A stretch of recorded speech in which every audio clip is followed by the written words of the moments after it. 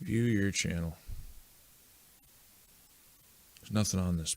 So, like, I have to be live.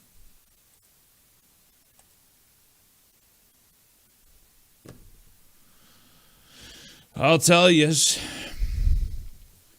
It says I'm live. Man, it says I'm live. I don't know where. I don't know who I'm broadcasting to. Oh, apparently, there we are. I don't know where. I don't know who I'm broadcasting to. Oh, apparently, there we are. Now I can hear myself back. All right. There's chat. None of this works. Like, I think I've got a lifetime license that I paid for, I don't know how many years ago, with XSplit Broadcaster that's supposed to take care of all of this for me. It never works. Whenever I want to go live, it fails on me. I've been trying to go live for the last, I don't know, half hour, 40 minutes. I actually got to let Clyde know that I'm here because he wanted to go live earlier. I told him no, but then everything changed. So right now, before your very eyes, you're going to get the inside baseball, the backdrop. Clyde, man, I don't want you to think that I just tried to ditch you today by not going live, but I've been having technical issues. You know, wife went to bed early. I'm live right now as I'm recording this to you because I don't want you to feel like you're left out. I've successfully made it. I am live now. It says I'm talking to 3 people, but there's a whole lot more than 3 people in here. This is going to be a live stream dedicated to technical glitches, so that's what's going on. Talk to you later, buddy. All right, Clyde's dealt with. We did that. So good evening, everybody. Apparently you can hear me. Are you on Rumble too? No, I'm not on Rumble. I am just not there. I'm on Twitter. I'm on YouTube. That's where I play. I went back to Facebook for 3 days thinking that might be a good idea to return there because I had a page there that had 14,000 people following it. It got stolen by a Polish guy, which is its own kind of story. And yeah, I lasted 3 days before I had enough of that. So Twitter, YouTube, maybe I should get on these other things. That's possible too. I only hear one of you, Frank, on this end. Fantastic. There's only one of me, so that's working right. Was just about to go out and grab beers. Okay, well, go get those beers, Canadian Spider-Man. Don't let me hold you up. A man needs refreshment. Hit the thumbs up, peeps. I'm supposed to say that, right? I'm supposed to plug the thumbs up button. Hi, Richard Sullivan. David Coate, thank you. Well, thank you. I'm a Texan, but for some reason your channel has been speaking directly to me. Love the content. Yeah, I talk a lot about America. I talk a lot about Canada. We have, believe it or not, we have a lot of similar problems.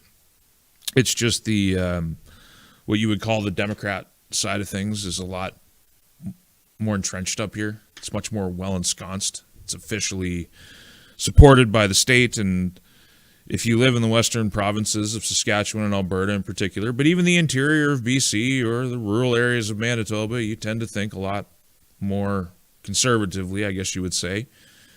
We're just outnumbered. There's an Eastern mentality that dominates, and that it's symbolized in Doug Ford. He's a very popular premier in the province of Ontario. Just got reelected with 47% of the vote. Doesn't really come as a surprise, but it does always land as a great big disappointment. Raymond Sycamore, good to see you, man. You know what? I got to pull the trigger. I got to buy a StreamYard license. I haven't been wanting to do it, but this software lets me down so often. It's really a headache because I get the urge. I don't really like doing scheduled streams. I just get the urge to jump on here whenever I want to. And maybe I need to be more scheduled like that. But I'll tell you, I just want to click a button and get online. And, you know, it's 2026. It should be nice and easy like that. But it never is. It never is. I paid for this lifetime license, and back in the day, they had like this handy-dandy tech chat window, and there was always somebody in there to help you with all these issues. Well, as time goes by, services decline. They closed for weekends because I guess nobody streams on weekends. XSplit, you're letting me down. But anyway, all that to say, Raymond, you know, if I ever get this figured out and I pull the trigger and get a StreamYard license, I want to have a chat with you, a conversation. We don't have to talk about politics, man. We can talk about what you want to talk about. I would love to talk to you about women, about family, about the subjects that you cover on your channel. Like, you know, I don't mind getting outside of my normal areas of conversation. Oh, where the hell were we? Jet Engineer, good evening. Good evening to you, man. Good to see you in here. Brenda Weeb, beer. I don't have any of that. I've got refrigerated water with watermarks on it in an old lemonade jar because that's how I roll. I suppose it's a good way to hide vodka, but I'm not doing that tonight. Hey, Frank, just popped in. Are you expecting Clyde? No, I'm not. Clyde and I talked about doing a stream together on my channel tonight. But the fact of the matter is, I didn't think I was going to be able to do it. And then circumstances turned out that I just ended up wanting to hop on here anyway because just that was the circumstances. And I didn't really have time to plan it. Everybody went to bed early, and so I'm up by myself. And I don't know, guys. Do you ever get a vibe on windy days, like really windy days when you get a windstorm? You know, like there's kind of this sketchy vibe that comes with wind. Do you guys know what I'm talking about with that? And I felt like that pretty much all day, but there's been no wind. Like just really, I don't know, edgy and like frenetic and not like angry, but just like, keyed up, but not really keyed up. I don't know how to explain it. That's the whole reason I'm here is I was just feeling weird. So I thought I might as well just be online. So no, I'm not expecting Clyde. How did Doug get reelected? Well, it's Ontario, man. It's not everybody in Ontario, but there's, sorry, I got distracted by guest comment. There's someone very bald who's watching. Well, I think 1/3 of men experience male pattern baldness, so it is very likely that there are bald men here. My own father was bald. The gene clearly skipped me, at least for now. I can pull it. It's definitely real. I don't know if you can see me cranking on it. Like, who would pay for a toupee that looks like this? Hello to you. It seems like, oh man, see? Now the chat skipped away. Like, I think I got to get StreamYard. I got to do something different. Because if I actually want to do streams properly, I got to do something different. I can't rely on this junk software. Frank Vaughan, Raymond's Stream says, hey to Raymond's Stream. It's a good crew over there. A lot of testosterone, a lot of frustrated men. And I would love to hang out with you guys sometime because, I get that vibe. I might bring something a little different to the table because, I'm married. I got kids and stuff. But I get it. I totally get it. StreamYard works pretty well for my weekend bonfire streams. Yeah, man, I just kicking out $40 a month for a piece of streaming software, even if it is a write-off, it bugs me, especially when I spent $250 on a lifetime license for this. And $250 in 2018 is like $10,000 in 2026 money. So, I feel like it should work, but it doesn't. Oh man, it skipped again. Good evening, everyone. That is gin, we know, Frank. It's not gin tonight. It has been gin in the past. That's pure vodka, Frank. Not tonight, sir. Plus, I drank all the orange juice earlier. Health Canada puts a nice label on the top of the orange juice container letting me know that orange juice contains sugar. I'm so happy. I'm so fundamentally, foundationally happy the government exists and can let me know that there is sugar in orange juice. Thank God these guys are up working. I bet you they work 7 days a week. They probably have the best work ethic of any of us. They work harder than steel workers, riggers, forestry guys, you name it. The best goes into government. Frank Vaughan, Rachel Gilmore has called you out for a traditional Vale Tudo, what? Valley Tudo match held in a community center of your choice? Vale Tudo? I have no idea what that means, man. Shit wrangler? Is that an old-fashioned shit wrangling in a community center? You'll have to explain that one a little better. Spell my name right. It's Vaughan. A-N. I am not a hockey stick. My name comes from a township in Ontario. Vaughan Township. Sandy Klein, big time Frank. Wind freaks me out. When living on the coast, I always thought the earthquakes were coming when it was crazy windy. Yeah, I mean, thunder and lightning doesn't scare me. Rain doesn't scare me. Wind, on the other hand, that's something you should pay attention to. It's, wind that does the damage. None of the other stuff. Thunder's loud, lightning's bright. As long as you're indoors, you're not going to get electrocuted. It does cause forest fires. I had to put one of those out a couple years ago. That was a fun experience. I learned a lot, but it's the wind. Yep, for sure. This is awesome. It says JP Alberta first. Always love to hear what you have to say. Well thought out points and well articulated. I wish I felt the same all the time. Sometimes I feel like it's just verbal spew, but it is generally it is genuine, and it's generally what I think. It's just sometimes I feel like I could be a little bit more concise. What you arguing about? Nothing yet. You feel a storm coming. The storm is already here. Nothing can stop what is coming. There's no storm tonight. Drinking, not good for you. No, it's not good for you, but every now and again it does. It is enjoyable in moderation. I am definitely a moderate drinker. What could you say? When I drink, perhaps I'm immoderate, but I don't drink very often. I got a fully stocked liquor cabinet, and the only way you can have that is via a lifetime of collection and not drinking it all as soon as you get it. You will eat the bug and drink the fructose and be happy. You need to update your implied ethnic soundings for modern times. So you need to talk about the bugs like this. You need to talk about how in Canada we are all going to be eating the bugs, and we're going to be eating them as quickly as possible. And yes, you too, sir, you will eat the bugs. Make sure that you understand. That's a body adapting to the changes that are thrown at all of us. We are not going back. The shift is universal. Body knows before the brain registers. Primordial instincts equals survival. That all sounds cool, man. Not really sure what's going on. Goat meat. No. And I see your handle is the goat store. So I'm not into it. I'm sorry. I'm not into it. Goat milk, soaps, all that stuff. But I don't know. There's something. It's like too fatty. Lamb meat, goat meat. It's like too fatty. It doesn't really do it for me. Maybe I need it in stew. Maybe I just haven't ate it properly. I still buy it every now and again. Believe it or not, I do. I actually buy it just to give it another chance. Brian Benny, orange juice. Skip 5 minutes a day. I don't know if I'm at the skipping stage of fitness. Okay, got you on the mobile. You're all coming to the liquor store with me. Any orders? I could do a beer. Wind and 300-foot Douglas firs can be a recipe for a disaster. 100%. The November, I think it was the November before. So what would it have been? November 2020, I believe. I was upstairs. I was in the office. I was working in the old house.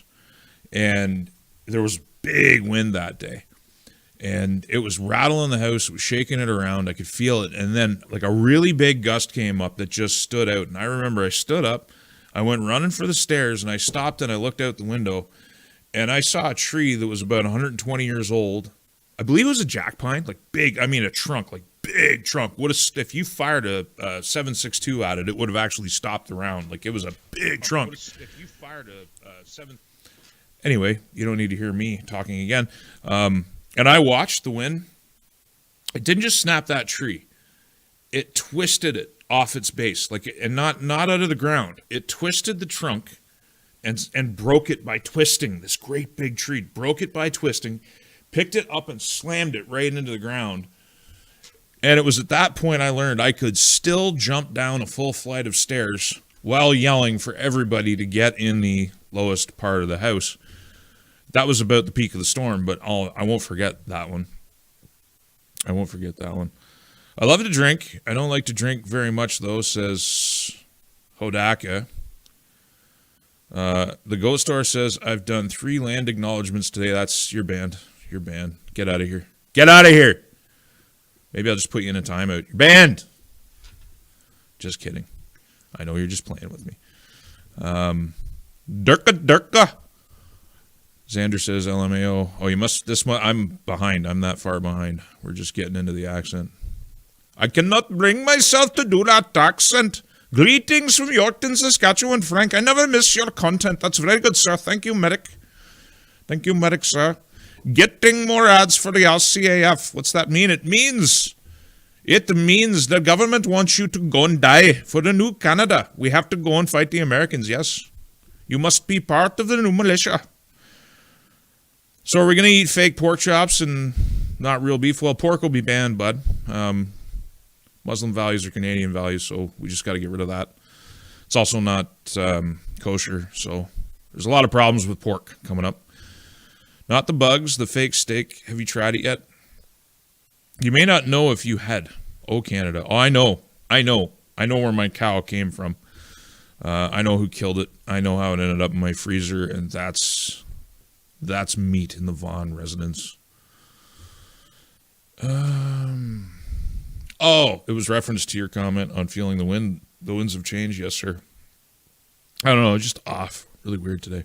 What happens when you corner an animal? You just got your answer. Where's the beef? Veil to dough. Portuguese for anything goes in a no-holds-barred combat sport originating in the 1920s Brazil. As long as it's for charity, man. You know, and I can't fight a girl. You know, I'm not that modern. I can't do it. Don't have to pay for at the register for liquor in Ontario. Just stroll on out. Yeah.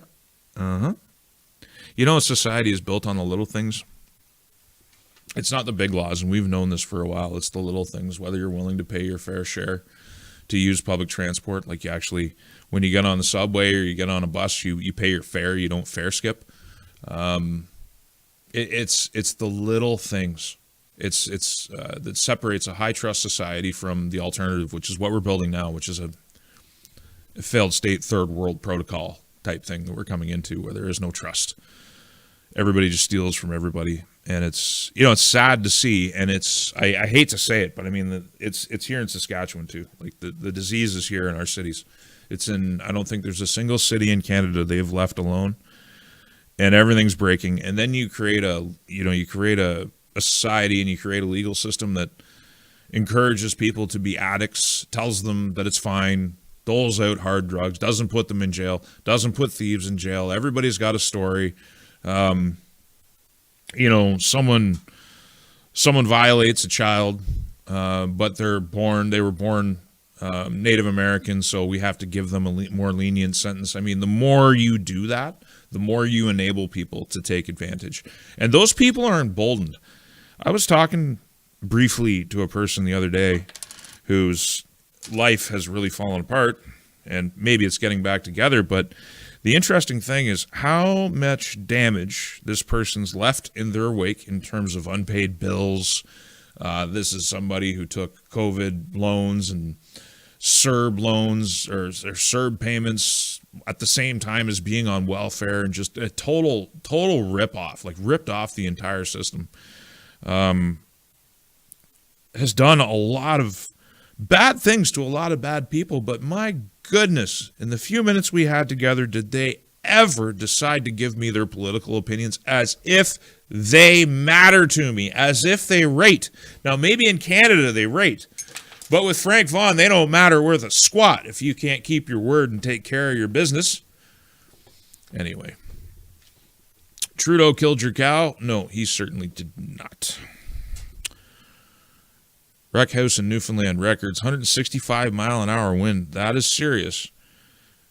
Beef was banned in Toronto Engineering University. I wish I could say I was surprised. Brenda Weeb, I know where all my meat comes from. It is not the store. You got it, baby. You go to the farm, you find a cow that's growing the way you want. You send it to the abattoir, you put it right in your freezer, you save all kinds of money. I mean, you know, you get 117 pounds of steak for $10 a pound. Grass-fed, organic, hippie beef out the wazoo for a decent price.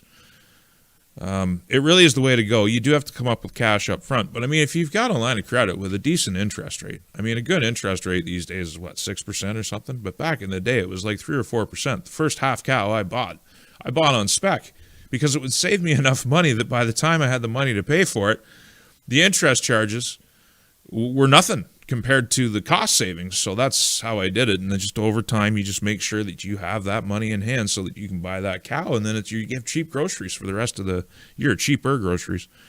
It really is the way to go. We got hundreds of cows in South America, all grass fed. Missed that. Yeah. Beef's amazing. And they're really good for the land. Like, people think cows are this bad thing. They're not. They're regenerative. Put cows on a land and watch it come back to life, especially when you move them off pasture. It's we need more livestock, not less. Ronnie baby got hundreds of... Oh, sorry, I read you, Ronnie. How dare you? How dare you get in my eyes twice? Even if it is my fault. I would fight Bonnie Henry. Listen, the goat store. You can say you would fight Bonnie Henry. You can say you could fight anybody, but you always have to say, I would fight them for charity, okay? Don't just say you're going to fight somebody. You're going to fight them for charity. That way, it's not assault. It's legal. It's a charitable proposal. That's how you can turn threatening people into something very nice and humanitarian. You will fight them for charity. Chad says, I'm truly amazed by the lack of foresight by the liberal side of the fence. I just tune in to see how they bend the truth and try and blame others. But at the same time, it's mainstream conservative politics in Canada too. I mean, here you got Stephen Harper, Foreign Investment Protection Act, the first guy to propose a carbon tax in Canada. We got the Truth and Reconciliation Commission. That's Harper's got his fingers all over that. Davos, man, went to the Bohemian Grove, sat before the great big owl Moloch and took part in the mock ritual sacrifices with the gay prostitutes. I don't know if he did anything with the gay prostitutes, but they were there. Something tells me this is Clyde. I just got your message now. Do you want me to join you? You can give people a link to my Discord to join us all if you're live. Clyde, here's the problem, man. The way things are working with XSplit, I don't know how to, I have a setup for getting you in here, but I don't know how to make it work right now because I wasn't even planning on doing this, and then it just, I don't even know how to explain it, man. I wasn't planning on doing it. I came in here wanting to one click. It took me a half hour to get online. I don't even know how I fixed it. I got to do something different. if I'm going to stream. And getting you in here involves using some kind of third-party video sharing. I don't know. I'd have to figure it out in real time. Let me think about it for a minute. Frank, is Carney still a secret agent working for Trump? I don't know, maybe. I don't think so. I mean, I've been on the fence about it, but I think if that's the case, then there is a high level of coordination. I think it's more likely that there is a realignment of global affairs where America wants to survive as an independent Republican nation with hemispheric dominance, and recognizing that China has its sphere. I mean, Xi and Trump just had a phone call, and the whole 2 hours was apparently spent by Xi telling Trump, here's our red lines on Taiwan. Basically, Taiwan's ours. So, you're doing all these defense deals and stuff, but you need to understand, for this whole thing to work, that's Taiwan's kind of the line in the sand. The empire of the United States has to give something up. And Europe is failing. It's failing hard. Canada, for whatever reason, it just seems to me like these people are here to manage us and sacrifice us to throw wrenches into the gears of the American reorganization. Whether it's Stephen Harper, Jason Kenney, Mark Carney, Justin Trudeau, the entire bloody cabinet, the media establishment in this country, they're willing to burn the whole thing down as long as it slows down the Trumpian reorganization, which is a rejection, whether you like Trump or not. I mean, it's one group of elites versus another group of elites, but I'm pretty sure the Trump administration doesn't like Europe, doesn't like Davos, doesn't like the city of London, doesn't like the British. I'm not even so sure. A lot of people think they're just in bed with the Zionists doing whatever Israel wants. I don't even really believe that. I think America is interested, this American administration is very interested in doing something right for America and trying to sort out all these problems at the same time. And the issue with Carney is his money's parked in the United States. His money is valued in U.S. dollars. His stock holdings are all in U.S. businesses. His entire career was built around U.S. banking.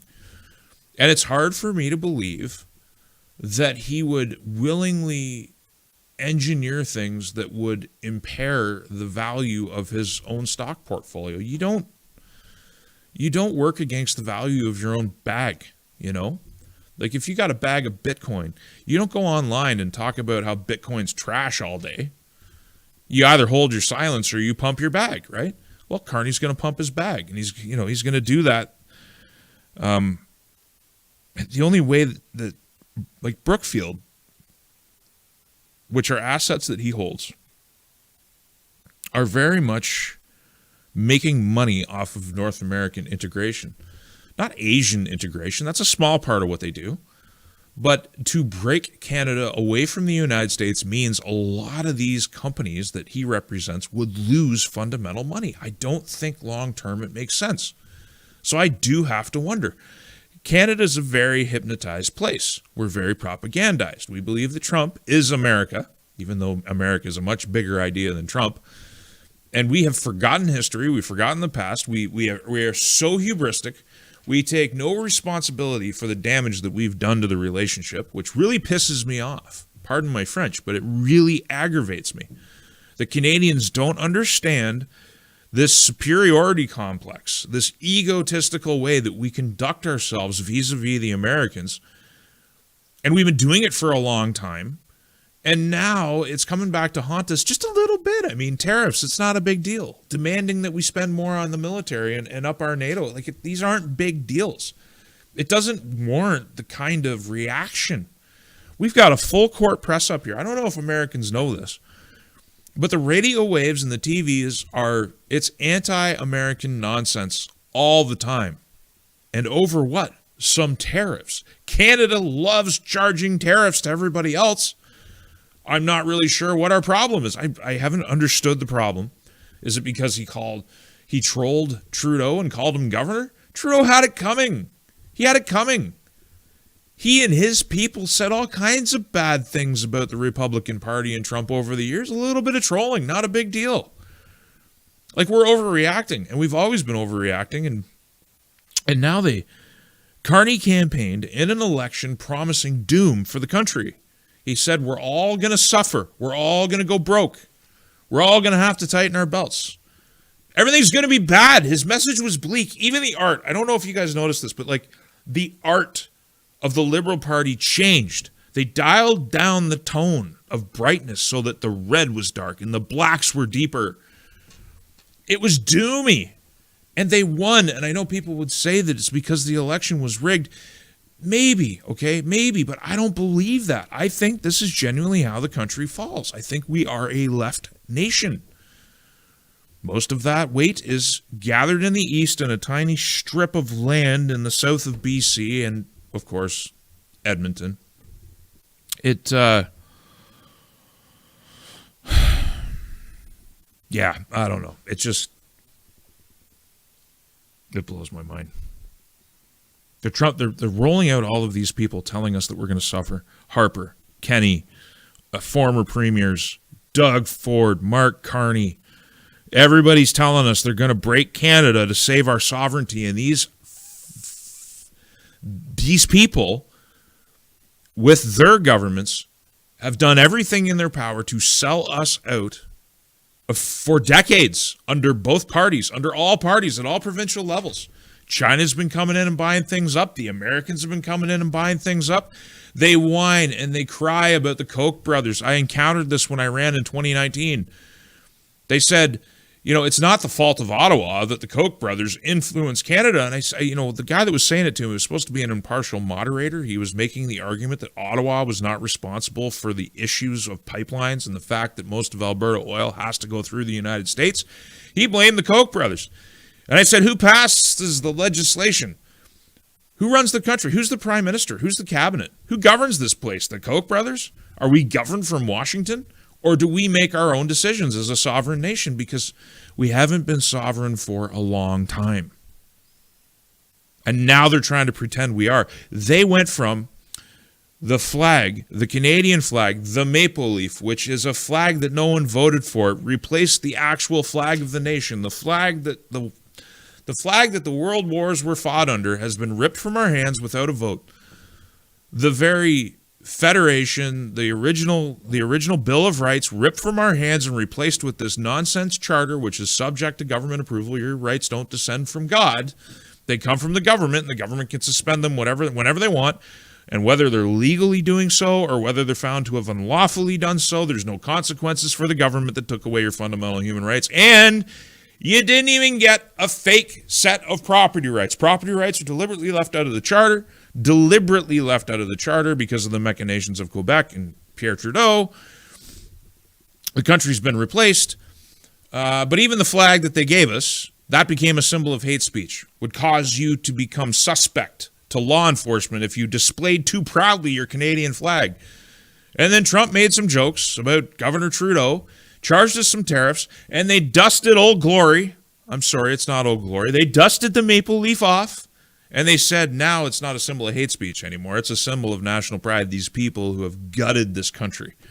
You got to be kidding me. They're going to wag their finger at Western sovereignists. They're gonna wag their finger at Western independence and the people who want to take Alberta out and the people who want to take Saskatchewan out while they've lived with a separatist party in Parliament dedicated to one thing. The Bloc Québécois and the way that it has rigged the parliamentary game, the way that it has determined who's government, who's prime minister, who gets to stay in power, what legislation passes, and they're dedicated to the destruction of the country. Not a problem. The Parti Québécois and the CAQ. I love the CAQ. When they use the notwithstanding clause to create a very unique Quebec and to defend their culture, even though they're failing at that now, no one says anything. But there's actually people, commentators on the left, that are calling for the arrest and incarceration of people who are tied up in Alberta independence. I mean, the only people in the country right now who are actively realizing what a scam it is and how we've already lost the place, how the sovereignty of our country has been sold down the river, are the separatists. You could say that they actually constitute the core of what remains of former Canada. And you got Kenny and Harper and Premier Moe and Doug Ford are coming out and they're wagging their finger at everybody and telling us that we have to stay united in Canada after we have been horribly broken by their machinations. I ain't buying that. Not a million years. I got hundreds. Back to the cow comment. Well, then the RCMP are corrupt. Good for the gander, I guess. You know, a segment I wanted to do today. Let's see if this works. Yeah, I wanted to actually talk about that. I wanted to talk about these 7 Toronto police officers facing charges. So 7 cops in Toronto were feeding the addresses and locations, leaking addresses to hitmen. It's 4 little words, right? But what that means is the police were actually helping people go and murder other people in this tow truck racket. And you know, you don't even need to parse the particulars of this because this is like a tiny little piece of the great big pie of corruption in this country. The Americans don't even trust us anymore. We've lost intelligence sharing. Here's the out of the office and into the woods. Stephen Harper's trip to secret Bohemian Grove summer camp. So people, you know, anybody that's telling you this is fake news, he was there dancing around the owl. This is a modern one too. Canada's losing control of Surrey, of a major city. We're losing control of all of our major cities. I don't know. Somewhere in here is an article. I already did a video on it a while ago, but talking about how American policing, American border services, Homeland Security, it's called, they don't trust the CBSA. They're more or less convinced the CBSA and the RCMP are completely corrupt and overrun by gang crime or gang influence. Yeah, it's a big problem. I lost the chat. Oh, man. I'm sorry, guys. I wasn't planning on doing this. I got to find you again. Where are you? There you are. Okay. The RCMP are corrupt. We did that one. When you permit evil to work without any checks, they will become everything and more. Look at Ontario. Clyde. Haha, just got your message. Actually, I think I heard the phone go off while I was yammering away. The only flag that matters and we should align with has 50 stars and stripes. Yeah, I mean, we share a continent. We share a destiny. We share most of our business and trade and treasure and money. And people say, they're just like, you would give us away to Democrats? No, I wouldn't. I like the Constitution. I like the idea that North America as a cohesive entity can make everybody rich and prosperous. We could actually do that. It's the only thing that makes sense because we are dictated by proximity, geopolitical proximity, the realities of location. The United States is right there. We are right here. They have problems too. Spiraling national debt. The U.S. dollar has issues. They have corruption issues. They have crime issues, although violent murders are way down under Trump. He seems to be actually cleaning up the drug problem for once, because we've had Republicans in the past that like to talk about it, but they made sure instead that the drug flows just kept on coming across the border. That's a whole other story. I think the administration is genuine in its desire to reorganize. They have their issues too, but look, we have been steered by the Davos Select and their ideas for such a long time that any cleanup, any hope of creating a prosperous new century or whatever you want to call it is going to involve a bit of a mess. So in a sense, Carney and Harper, when they say there's some suffering ahead, they're correct. The adjustment is not without its work. But what they're talking about is a total sacrifice of the country for no reason whatsoever. There's no reason to divorce from the United States. We've lost our flippin' minds. Hey, Frank, formerly the Canadian deplorable. We're all Canadian deplorables. You're describing Moldova, Frank. I was pretty sure I was describing Canada. I don't know, though. I don't know what you're referring to there. I'm so far behind, probably. Seriously, live. Hope this is on YouTube. So glad I caught you, Frank. I mean, it's on YouTube. If it's live somewhere else, that's news to me. The Alberta Independence Project has shed a lot of light on treaty deal with Canada and Indian Act and giving every band member individual and property rights. Yeah, they got scammed too, like people. That is something that I think on a lot, and I've spoken on in the past, is that we like to focus on all the money, right? All this money flows into the reserves. They get all this money. They get all this welfare. Everything's free. They're exempt from taxes. And it's true to a degree. I mean, the band council, the chiefs, they benefit. A lot of people just suffer. And they are exempt from taxation. And they do get welfare. And they do have housing provided. But they never own anything. And, if they want to own something, they got to leave the reserve. If they want to make money, if they want to be more than just welfare recipients, they have to leave. A lot of them do. And then once they leave, they pay income taxes like every other pleb. Like they join the ranks. So you can either be on the welfare dole, on the reserve with no hopes and no prospects. Like, people wonder why the reserves are so bad. There's no hope. There's nothing. You don't ever get to own anything. The band rules everything. It sucks. It sucks on that end. And for all that suckage, you get $2,000 or $3,000 a month in welfare, so you can go to the store and pump yourself full of sugar that you never existed. Like, there's two sides to the coin. The Indian Act sucks and should be repealed, and there's a whole lot of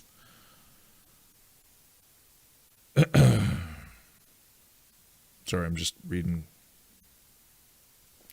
There's a whole lot of bad, and honest conversations can start making something good again. What's your opinion on Zionist Baptist Christians? Whew. Let me tell you something. I don't get into it much, but I've always found it fascinating that Christians have this idea that they must support political Israel at all costs and never criticize them as some sort of biblical mission. And I seem to remember Jesus Christ who overturned tables and argued with the Sadducees and the Pharisees and went up against the rabbis and preached something very different. I seem to remember he ended up on, what was it called? The cross? He got nailed to a cross? He was put to death, I think. And I've always wondered what that is, because that loyalty doesn't go back the other way. I mean, when it comes to Judaism, Jesus is just some loser. He's just some guy. They have no respect for him. They don't have any respect for Christians. There's 1,000, maybe not 1,000, but there's dozens of YouTube channels that you can watch where rabbis will say much the same, that Christianity is nothing but an existential threat to Judaism, just like Islam. And so I've always wondered what that loyalty was all about. I think it goes a lot deeper. I think it's more political than religious. But yeah, I've never understood it. I've never understood how the two things are twain and how the loyalty only goes one way. Did you see that quote from Jeffrey Epstein? I tweeted it out. It was, maybe I can find it real quick. Actually read it accurately. Hang on a second. Bear with me, I didn't have this queued up. I'm not a professional streamer. Where did it go? The Goyim were made to serve us. Without that, they have no place in the world. I don't know. He had the ear of a lot of powerful people.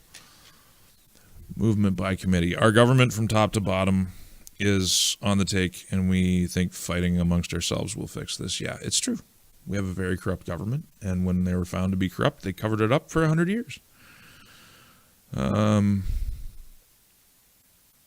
Clyde will time you out on his channel. Be warned. I don't know. He's always been good to me. I got no complaints about Clyde. I think people looking to the USA have never lived there. I don't think that's true. I think there's a lot of Canadians that have lived down there. I think the United States, like any place, has its good aspects and its bad aspects. Canada ain't what it was, man. It's not the shining city on the hill anymore. And the current leadership wants to sell us and make us a vassal of China. And the people seem okay with it. It's not just the leadership. The people are applauding it. They have no idea. And that's the other problem with Canada is we have very politically ignorant people getting their TV from 24-hour news stations that are still largely controlling our political culture. And they're being taken advantage of. Their fears are being taken advantage of. When Mark Carney could hold a rally and he could get all those lineups, people in the lineups to stand there and do the big chicken dance. You look at the demographic. Look at the age. Look at the color of the hair. Look what generation they come from. And then you look at the polling breakdowns of how the different ages vote. And I know the Conservative Party doesn't seem to be all that different. But there is a cohort that would like to give them a try. You have to recognize that as part of electoral reality. And the younger you get, the more likely you are to vote Conservative. Just the way it is. So there's one cohort, there's one generation, not all, not everybody, but the majority. That's who's steering our country into perdition and have been for a while. Just get your independence, Alberta. That's all that matters for Alberta and the rest of Canada. Just concentrate on that. Yeah. I'm not going to take anything away from that. For the people, by the people that support the people of Alberta will not be denied their independence. It remains to be seen, man. One must be hopeful. The Canada we dream about will never be unless we have codified rights behind us like the U.S. does with their Constitution. And that gravy train outdoors is exactly what makes the United States so beautiful, because you still have a chance there. You still have the Constitution. You have free speech. You had a variety of jurisdictions during all the COVID nonsense. You could go and choose to live in Florida, where you got to just keep living your life and there wasn't mass casualty events. Or you could live in a more restrictive state. But for the most part, I mean, I'm going off my memory, but most of the states never got as restrictive as Canada did overall. Like, we went crazy up here. Every province. I think Saskatchewan might have been one of the better ones. But, like, if everybody sucks and you find one that sucks slightly less, is that really a win? I don't think it'll happen that way again. But then again, sometimes I'm surprised. I see Scott Moe saying that Mark Carney is somebody that he can work with, and it makes me shudder. It shows a distinct lack of vision, and historical perspective. It's something I understood even when I lived in Ontario as a student of Canadian history, that Western Canada has been getting screwed over by Ottawa since before we were provinces, back while we were territories. Starting when you got Palliser's Triangle down in the south, where I believe it was Palliser. I might get them mixed up, but they sent out one land surveyor. That surveyor looked at this triangle and said, you can't grow anything there. We should probably be trying to settle the northern areas, the Yellowhead Highway to the Yellowhead Pass. That's where the good land is. That's where the people should be. And he went back to Ottawa with that information, and Ottawa said, we don't like that too much, Like, that's just not, just doesn't really fit what our vision of the West is. We're going to send someone else. So they sent someone else. That guy came out and he said, oh, yeah, it is a fertile paradise, man. You plant anything. You can grow oranges. Not quite. He didn't quite go that far. But you could grow any grain. Totally fertile. It was great. He went back to Ottawa. They liked it. And so they built the Southern Railroad. They sent a bunch of settlers out here. They lost everything. They starved. They perished. We wasted so much time, and that was before we were provinces. And then since then, it's one thing after another, after another, after another, after another. 150 years of an unbroken chain of just BS, with every single premier of Alberta and Saskatchewan being committed federalists. I don't get it. Quebec has been holding the sword of Damocles of separation over our heads, collectively in Canada, since Confederation began, and they have been winning monumentally by doing so. But nobody out here decided, hey, we maybe we should try that. Maybe we should try the whole separation angle. It's worked great for Quebec. They got their distinct society. We did Meech Lake. We did Charlottetown. We did all this nonsense. They get to use the notwithstanding clause. They got religious laws. Hey, they don't want their public servants wearing head scarves, and they don't want people wearing burqas while working for the Quebec government. They get away with it. They got language laws. It's illegal to put certain things on certain signs. I'm not saying I agree with how the Quebec government has wielded their power, but you got to admit they've done great for themselves. We subsidize them to the tune of $14 billion a year. I mean, they got a great deal. That's a model to follow for the rest of the provinces. I mean, shit. Pardon me. I've been living here for 4 years. It's become very clear to me, not a surprise, but the Western provinces constitute their own distinct society, which the federal government is trying to erase through immigration. I mean, you just got to go to the major cities and you can see how it's turning into Toronto. And Toronto is just a great big cesspool. It's just a multicultural fun fest that has, I don't even think half those people know what country they're in. They certainly, it's so much more than poppies. It's so much more than the loss of the fabric that actually created the land underneath their feet. And they decided, hey, it's worked so good in Toronto and Ottawa. We're going to export it out west. We're going to send it to Brooks. We're going to send it to Medicine Hat. We're going to send it to Red Deer and Calgary and Edmonton. And the premiers, they just applaud it. Yeah, anyway. First Nations got screwed. They did. They absolutely did. The money that they get is no substitute for the loss of value, self-value, self-respect. The lack of ownership, the lack of pride of ownership. A couple thousand, 3,000 a month, and a free shitty house. Sometimes the band puts a little bit more money into it to fix it up and put some siding on it. But you never get to own anything. It can be taken away from you. And by the way, the reserves themselves, they're just leased from the Crown. So the reserves themselves aren't really First Nations. They're not really independent entities. They're still dependent on the Crown. It's not a good deal. It's not a good deal. Canadian universities pump out the most activists globally. Yeah, we have very liberal universities. My wife has told me stories from back in the Oddies, man. It was bad back then. It's so much worse now. Frank Vaughan, if Lord of the Rings taught us that to defeat the Cabal, you don't become the Cabal, you become friends. Can you become friends with these people? I'm not sure who you mean. I think you and I, we're just plebs. Shit Wrangler. We're just, that's his name, by the way, Shit Wrangler. We're just swimming in a sea with whales. We're little fishes. You got to swim in the wake of the whales and try and cut out a little bit of room for yourself. I say the same in the markets. You got to swim in the wake of the whales. It's the only way you win, because the whales will crush you if you're not swimming behind them. We're trying to interpret, trying to come up with the best deal. The Constitution's a pretty good deal for those who know how to use it. God-given rights, right to free speech, freedom of religion, property rights. Even though there's problems with that in the States too. They've still got eminent domain. They can still rob you. It's not perfect. It's better than what we got up here. Measurably, analytically, on a point-by-point basis. I did a video, I don't know, 6, 8, 10 months ago, where I compared the two, and it's not even close. The Constitution's better. We lost the day we switched to an oil-based dollar. We lost the day we went back to fiat, man.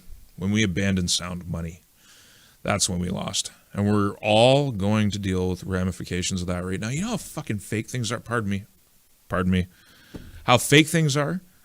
I watch the silver market because I'm convinced there's a war going on between Europe and the United States, and that silver is an outgrowth of that war. And I've expanded on that before in videos, and I don't really want to get into it too much today. But there's a battle between physical reality and paper derivatives. So you have like this little tiny pool of physical reality, and then on top of it, you build all of these paper derivative things. So it's like, what that means is you got your little bit of silver. So you have this piece of paper that says you have all this silver, and then you're going to turn that paper into, you're going to use that silver as an asset that backs a leveraged piece of paper in the silver market. And then like you can take that leveraged piece of paper and you can use that as backing to securitize some other piece of paper you have, and you just build this great big mountain of paper that all filters down, and it's based on this little bit of physical reality. It's just all derivative paper nonsense. And so you saw this slam in the silver prices last Friday, and then you saw one this week, and it's the paper market trying to assert itself so that these criminals can either exit their positions or try to hold on to the control that they've exerted for 50 years, and they're going to lose it. They're going to lose it in February and March. I don't care what the price says. When there's a $26 premium between the price of a physical ounce of silver in Shanghai versus the price of a physical ounce of silver in New York, you know that it's all fakery, and we're living in the midst in the death throes of fakery. But maybe I'll talk about it in a future video again. But the COMEX vault is being drained of all of its physical. All the derivative the futures buyers are standing for delivery, and they want the real thing, and there ain't enough of it to go around. So I don't care what the price is. Fiat is the base of the derivative pyramid because there's nothing backing it. And there's very little backing the financialization of everything that we've all been living under. And eventually, and I know people have been predicting its end for years, we've come close a couple times, but eventually the whole thing has to unwind. Fiat currencies only live for so long before it's just over, and you have to go back to sound money. You have to go back to something that people can trust. And the BRICS nations are actually working on building something like that. I don't think it'll be a global reserve currency, but it's going to be regional. I think we're going to go into a regional reserve currency situation where there's 3 or 4 of them in the world, and then there might be an international settlement layer. Things are going to change. People don't see the change coming. Like, that's another thing. We have complacency bias when it comes to historical perspective. I'm sitting in a room with, like, I literally have 48 feet of books here, and then I got like, when you have historical perspective, you understand when people are living in historical times, they don't identify them as historical times because they don't spend enough time studying historical times. You're living in a historic moment right now. This is a time of change, and things you think are impossible because you have complacency bias, which you've earned the right to. We've lived in a bubble since the end of the Second World War. We have lived in a period of time unlike anything the world has seen since Augustan Rome. I mean, you have to go back that far to find 100 years like the last 80 that we've been through. So everybody alive hasn't really witnessed history. And I know all the fall of the Berlin Wall and the Cold War and Vietnam and all these other little things, they're nothing compared to how the flow of history usually flows. It's been a very peaceful time. It's been very tranquil. Almost a golden age, you could say. And it's going to come to an end. And it doesn't have to be scary. I'm not trying to scare you. I think history can prepare you so that you can be an island of calm. That's why I live in the middle of nowhere. I'm trying to be an island of calm. I was not prepared for COVID.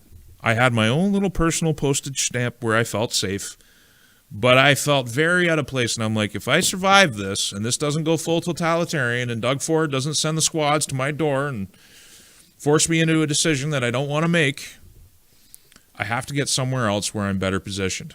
And it took some time, but I got here. I am better positioned now for this world. And I'm not shook by it. I'm a little worried, I guess, but this is history. You're living it. It's going to happen no matter what. And in the end, it's a good thing. It's just a matter of where we are and what we're aligned with coming out the other side. And to go back to something I discussed earlier, China ain't it. Europe's not it. Europe is this totalitarian, technocratic nightmare. It sucks. They interfere in the internal elections of the individual nations. They pick and choose their leaders. They ban political leaders they don't like, or they just outright try and shoot them. Think FICO. They'd love to get rid of Orban. His election's coming up. I pray to God that he gets reelected. They didn't like Marine Le Pen, so they got rid of her. But France is falling apart. I watched a video clip today of an African engineer or doctor, one or the other. I guess he was on his time off, and he just walks up to a hairdresser. It bothers me because you can see in the video there's a kid sitting right in the chair, and this son of a bitch pulls the pin on a grenade, lobs it into the hair salon. It blows up, and I don't know what happens past that point. And I don't know why these engineers and doctors are so upset. Macron's approval level, one of the last opinion polls I read, he's at 10%. 90% of the American public hates him. When are they going to vote for the change? Now, admittedly, the EU has been interfering in the internal politics of France because the EU is this technocracy. They have these European elections. Most of the European people don't participate in the elections because the European Parliament has no power. They don't get to advance legislation. They don't really get to vote. Everything rests within, what do they call it? The European Council, I think it's called, which is made up of ministers, individual ministers of the member nations. It's a draconian nightmare. I don't want to be aligned with it. I don't really want to be aligned with China. I kind of want to do things, continentally with North America. I think it's the only game in town. And we got to wake up to it. There's no need for Canada to tank itself. There's no need for the suffering that our politicians, including Stephen Harper, are promising us. They're promising us suffering, and it's all unnecessary. It really pisses me off. That's at least 20% of the reason I'm here tonight. Riff Raff Shack. Okay, got to rewind since I just got here. The marvels of modern technology, sir. You don't even have to rewind anymore. You just click one back button. There ain't no tape anymore. It's so funny when you hear kids using terms like, did you get it on tape? Did you get it on video? Rewind it. And it's like, these kids probably can't even identify what a VHS tape actually is, but they're using the terminology that we developed in the 1980s. Kind of funny. Can you imagine all this? To anybody that's over the age of 35 or 40, can you imagine all this from the 1980s that we'd actually have this? I remember when I was a kid, I was probably 6, 7, 8 years old. I know I was living in Oshawa at the time, in a shitty apartment building at 1040 Cedar Street, apartment 310. You can look it up on Google Earth. People furiously typing to look it up. I remember watching commercials. We didn't have cable. We only had aerial. And I remember watching commercials where they pretty much, AT&T was promising a version of what we're doing right now. Not the streaming, but that you would have access to on-demand television shows and on-demand movies. And it took damn near 30 years to pull it off, but it was there. The programming was there. The commercials were there. Someday I should try and find that commercial on YouTube, because guaranteed it's on YouTube. Guaranteed. Oh, by the way, Clyde, yeah, sorry, your text message. Just pop the link. Are you able to link whatever you want? Like if you want to link your Discord, just do it. Knock yourself out. My ADHD brain can barely tolerate or barely handle this chat. Like I'm so far behind. SLV has a 0.6% service fee. That take that off annually for 20 years, and the price does reflect what it's worth. It doesn't reflect the physical reality, man. There's not enough silver to go around. And silver underpins everything. It's not just solar panels. It's not just electric vehicles. It's the electronic world we live in. It underpins the internet. It underpins the computer hardware that I'm streaming this on right now. It underpins server infrastructure. We're running something like a 200 million ounce or 180 million ounce a year deficit as it is right now. The number one consumer of silver in the past used to be photographic development. We have replaced that. We don't consume silver for photographic development, but all of that redeployed silver is being consumed now, plus more. It's a huge deficit, and it's structural. It's been ongoing for 5 years. It's 7 years if you actually include the ETFs, one of which you're citing. There ain't enough to go around. The vaults are being drained, and so the price of silver has to go up. It's a given good, too, so it doesn't really matter what silver is worth. The defense industry needs it. The electric vehicle industry needs it. The solar industry needs it. The tech industry needs it. And it needs it in such small quantities on an individual unit level that if it's worth $100 Canadian, or if it's worth $600 Canadian or $1,000 Canadian, it ain't going to matter. They're still going to buy it to put it in the tech or into the components. And at the same time, silver is still money, just like gold. We've just forgotten because we've lived, again, 50 years. I have been living in a paper-dominated bubble my entire life. And, I mean, you're not paying attention to the price of silver when you're 10 years old. So people who are 50, 60, 70 years old may not even be aware that the whole thing's rigged. And that rigging is coming to a catastrophic end very soon. I don't know what it looks like. I just know supply and demand. And there ain't enough silver around.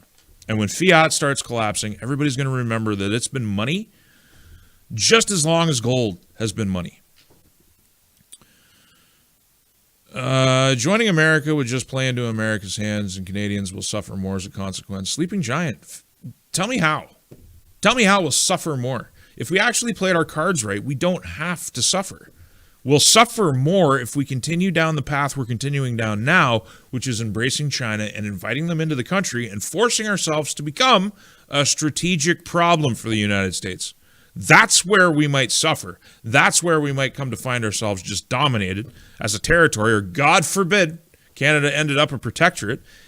We could still salvage an independent nation while working with the Americans. We just got to talk to them. Have we forgotten the decades of good relations that we've had with the United States? Like, have people just blinked? Like, the Men in Black little flashbulb went off and got us all at once and we just forgot history? That we have been working with them this entire time and the only thing we have to do is continue that relationship and everything's fine?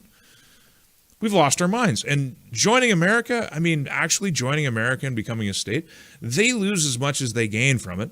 Sure, they gain some resources, but they gain a very left-leaning population, which creates even more problems and probably drives more of the Canadian population to that left-leaning population, because for some reason we have this great big fear of, living in a constitutional republic as opposed to being in a monarchy.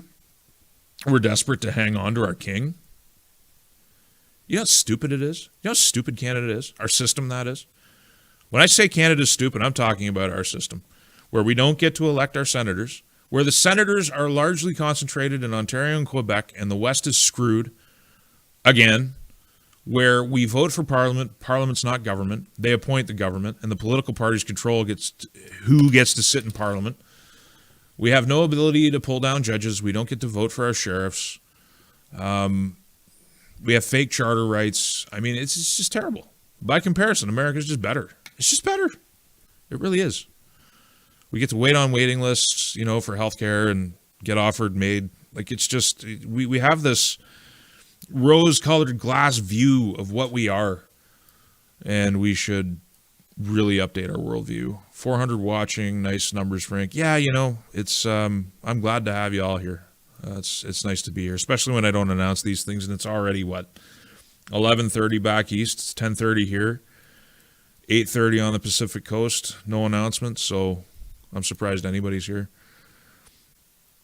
USD is backed by the U.S. Army. That is true. That's the only thing that matters when push comes to shove. But here's the issue, Stuart Sulphur. The U.S. Army is great when it's dealing with regional powers. It's great when it's dealing with Venezuela. Peer competitors are a different story. Aircraft carriers are very vulnerable to hypersonics. And, diplomacy's making a comeback. The multipolar world is making a comeback. There isn't one hegemon anymore. The U.S. unipolar moment is past. And actually, I think the Trump administration recognizes that.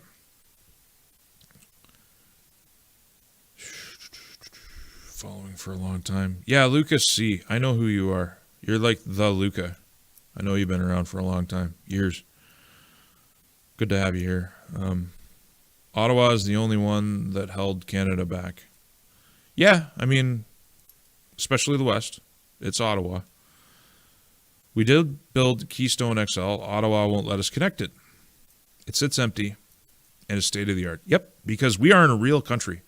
A real country wants to develop its resources. That's what a real country does. I just talked this week. I think it was this week. Doesn't matter. The alumina discovery. Just up the road. We're talking about a sufficient amount of aluminum to completely rewire the way that North American aluminum works. Another backbone in the spine of North America, making us more resilient and less dependent on the world. Absolutely outstanding. It's not a new discovery, but it is now more measured. It's known that it's there.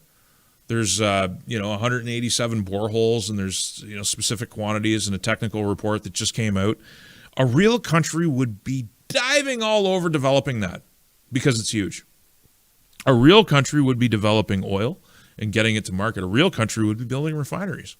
A real country would be building cheap nuclear options and getting our electricity prices down. A real country would be trying to become a powerhouse. A real country wouldn't be shipping 70% of our produced gold to China. We'd be trying to keep it ourselves. We'd be printing fiat with our central bank and using that useless fiat to buy gold like every other central bank is doing in the world right now.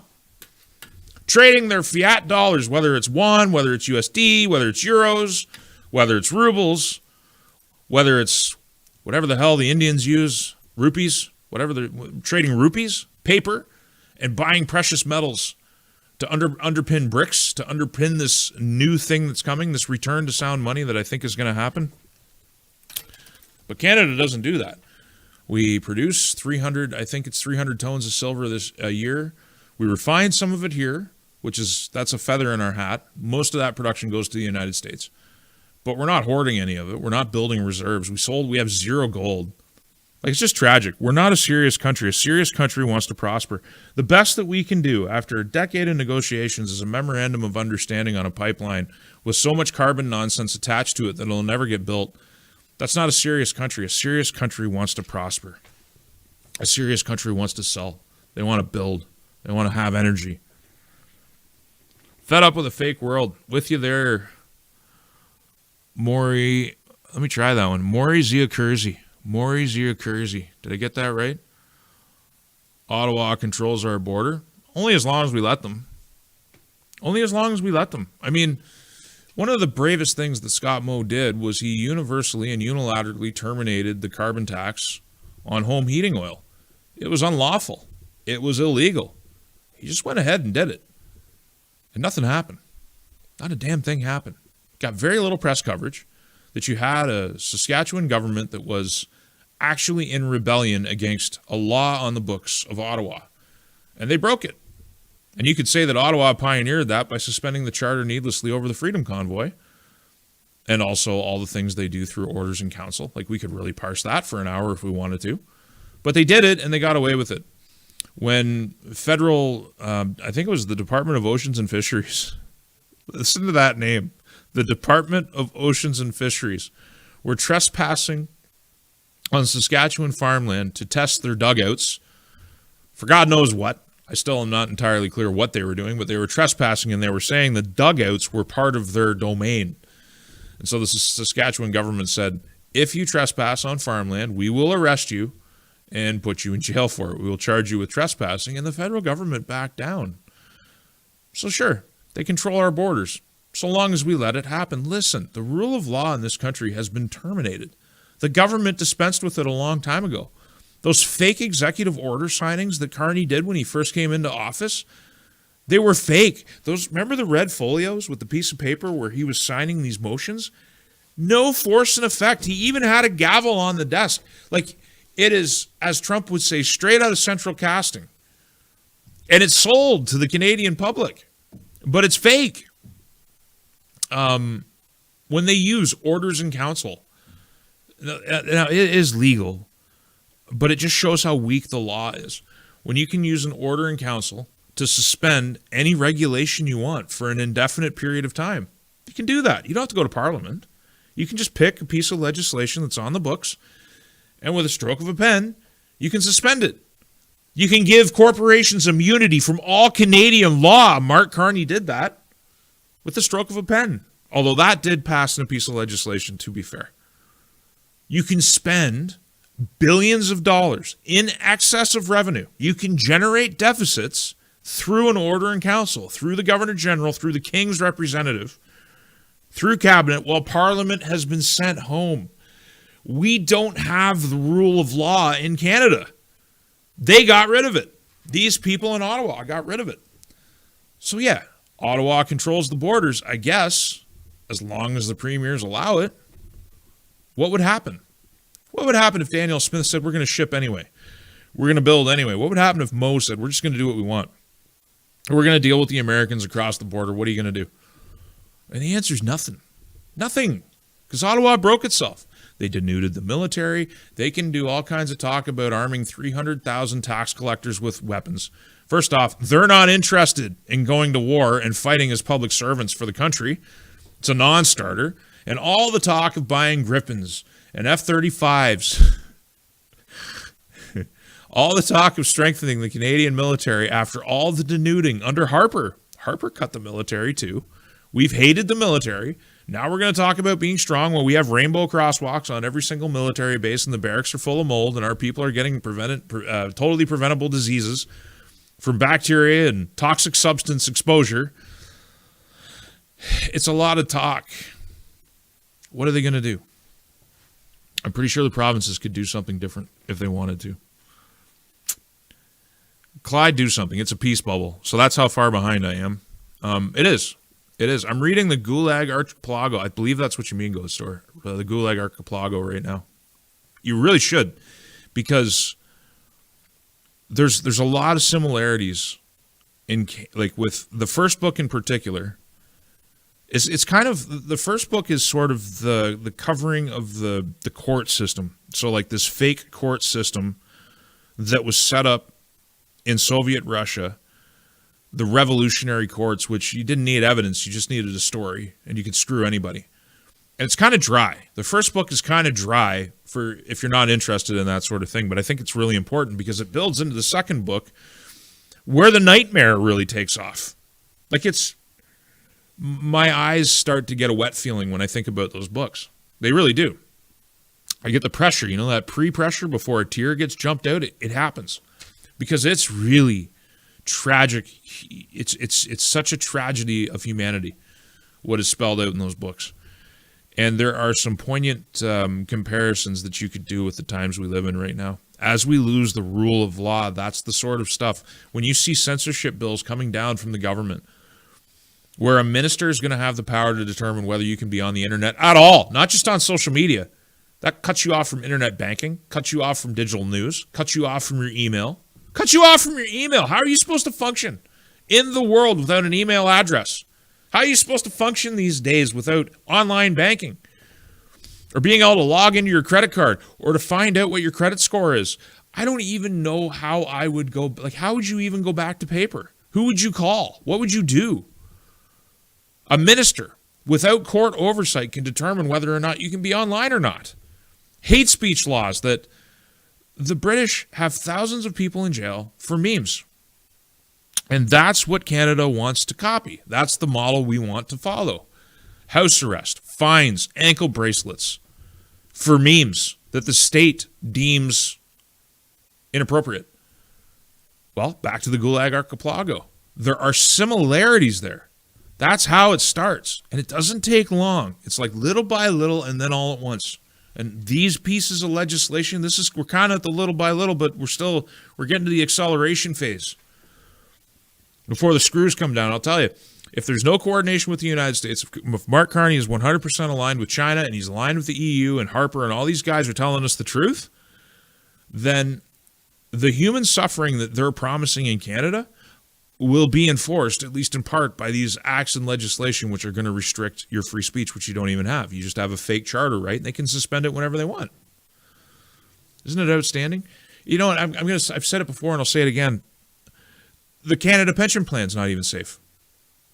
People have this notion, I might have talked about it in today's video, but I'll just briefly summarize it here, this idea that the Canada pension plan works like the Constitution.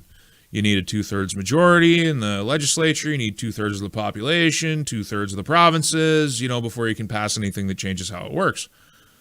But the Canada pension plan, and this is like the sleight of hand of Canada Incorporated, is that the Canada pension plan is governed by an act of legislation.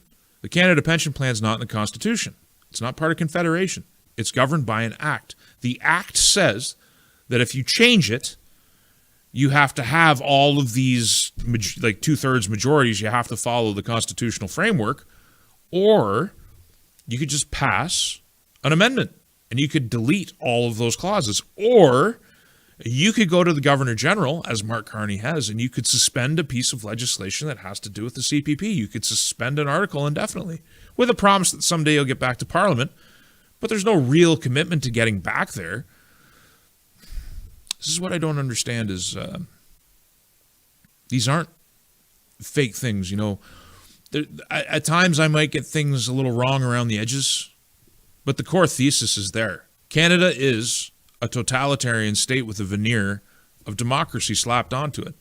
And I don't care how many government surveys or university lists come out that say that we are this great freedom-loving place. At the end of the day, the government has all of the power, and the government is not the parliament you elect. It's not some conspiracy theory. It's how the nation works. Oh, man, I'm so far behind in chat. Ronnie Baby says, huge level of fakery. Who cares? Free Alberta says Sleeping Giant is an idiot, so things are getting spicy in the chat, apparently. Have her out. Are you a believer, Frank? Yes. Yes, I am. XL was canceled by Obama and Biden. We seem to forget our savior, Daniel Smith, wants net zero. I know, and it's the same with Mo. We got to abandon all of the conversation around carbon. Like, there's nothing Canada can do. The country that we're trying to get in bed with, because apparently the Americans are so bad, the Chinese, they don't give a damn. The government lies. That's another thing. The government flies cover for China and says that they're a green economy and they're going green faster than everybody else. They ain't going green. Their CO2 production is still going through the roof. Just because they're building some solar panels doesn't mean they're green. They're also arming our sworn enemy, because apparently Russia's the biggest enemy we have after America, and we have to spend all of our treasure fighting the war in Ukraine and killing every last Ukrainian person, sacrificing them in a useless war. But we can be an ally or a strategic partner to China who is arming our professed enemy. We're going to go for net zero. We're going to save the world from climate change by partnering with a nation that is increasing every single day their CO2 footprint. Daniel Smith and Scott Moe need to abandon the language. I don't know why they hang on to it. I don't know if it's their marching orders. I don't know if they think that I don't think people even care about it anymore on the left. Maybe they talk about it, but it's every single opinion poll that comes out shows it's just not even important to people anymore. So why are we paying it lip service? I think this is a case where politics is very slow to catch up. The world is abandoning the language, but Canada is always the last. We're always so far behind the trends. And so we'll be the last ones to abandon this. Firecracker says, I watched a video about Chinese EVs and certain models being very unsafe. Is that a shock? Some mechanics won't even work on them. It is a total shock. How dare you? That's probably racist. Canadian Spider-Man says, get hold of gold and silver, brass, lead, and jerky. Well, we just made a whack load of jerky, actually beef this time instead of deer. We're all out of our venison jerky, so now we're on to deer jerky, or not deer, dummy, cow, beef jerky.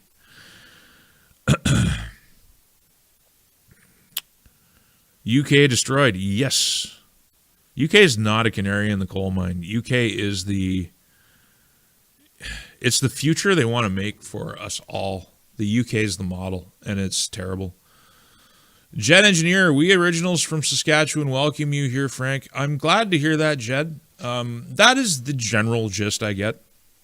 There have been a couple people that I will say that are involved in Saskatchewan politics at some level who have implied that I'm an outsider and too much of a radical. So I try to stay out of it directly, because I've been, people say I need to get involved with the Saskatchewan Prosperity Project, and I'm just not there yet. I feel, I've only been here 4 years. I don't know if that's appropriate, but I do appreciate that. I need that, in all honesty, because I lived in Ontario my entire life up to that point.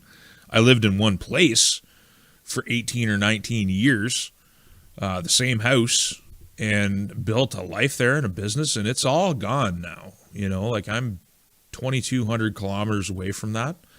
I don't have any regrets, but I am sensitive to the fact that I'm a guest in a new land. And as much as I love it, I still feel that way. Frank, would you ever leave Canada? If yes, where? I don't want to. I can't say no. I love where I am. I love the area. I love this part of the country. And I don't know where I would go if I were to leave. I think about that question often because it's not just about me. I have to think about what's best for my children. I'm not going anywhere right now, and I don't have the answer as to where I would go if I was to go somewhere. I don't know. I honestly don't have an answer for that.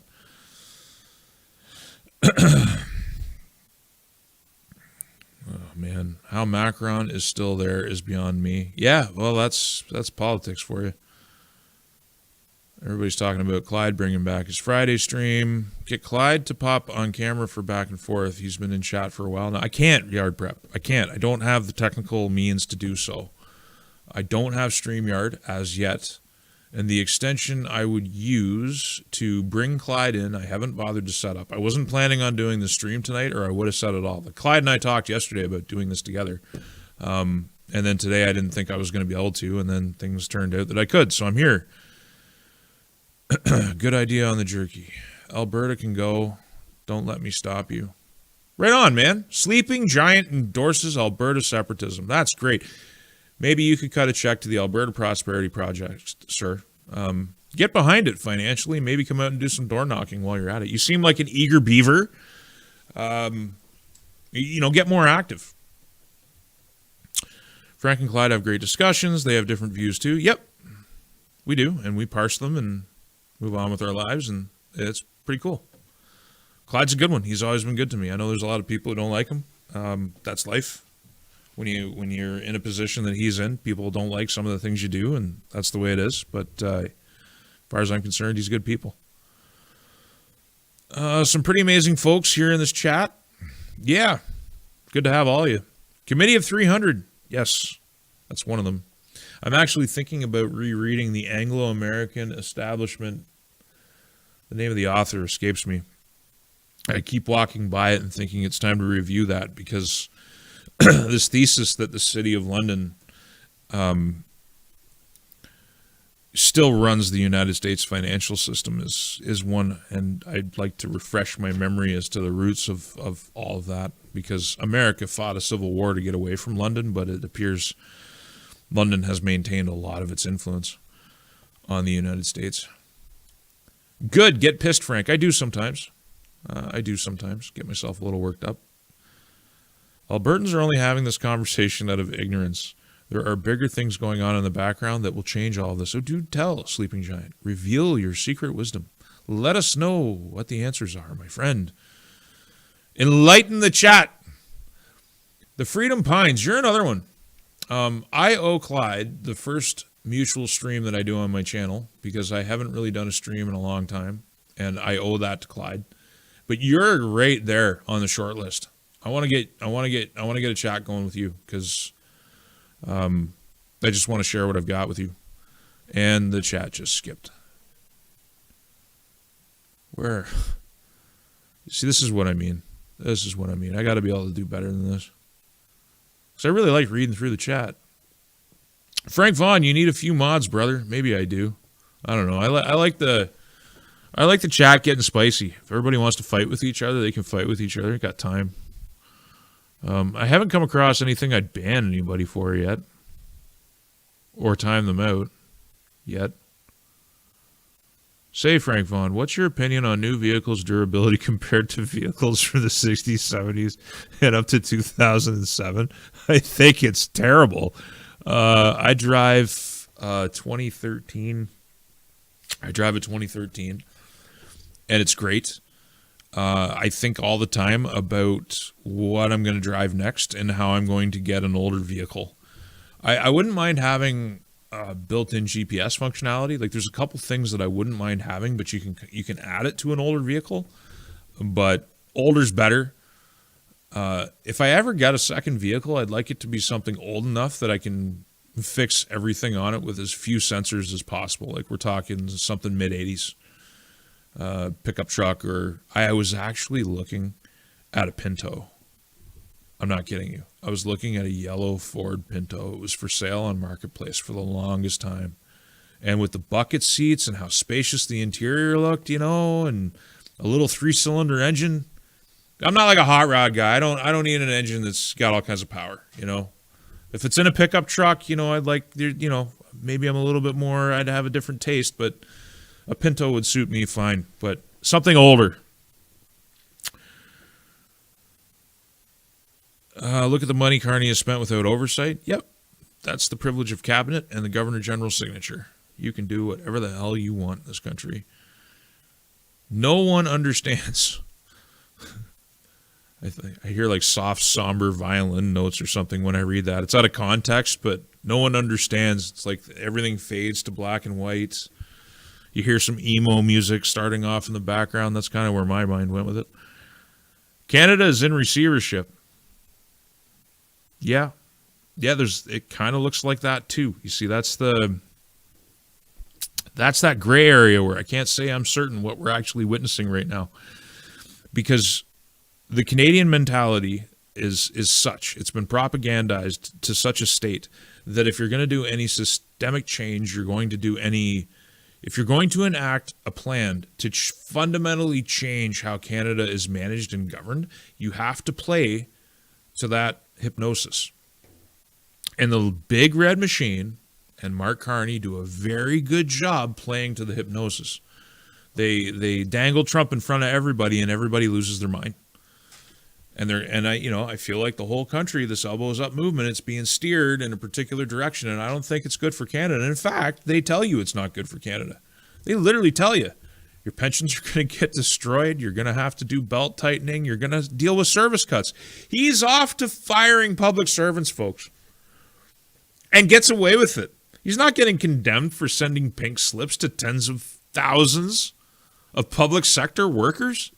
He's getting away with it. If a conservative does that, they lose their minds. When Doug Ford used the notwithstanding clause, I'm not saying anything good about Ford, but when he used the notwithstanding clause to end a strike, everybody was up in arms about it. Carney's off to axing the public service. He's making some really fundamental changes, His government is talking about the cancellation of permanent residency status and kicking people out of the country and putting the Conservative Party on the spot. They're actually questioning the Liberal government's cutbacks on immigration, which is a really weird position for the CPC to be taking, saying that the government has too much power, as if the CPC didn't just vote for C5 to give them even more power. Like, the Liberals are doing some stuff that is very contrary to what they've been since they've been in office. So that idea, that we're in receivership and we're under management, we're being guided into something else, there's teeth to it. And I'm just a pleb. I don't know anything for sure. I'm trying to interpret it.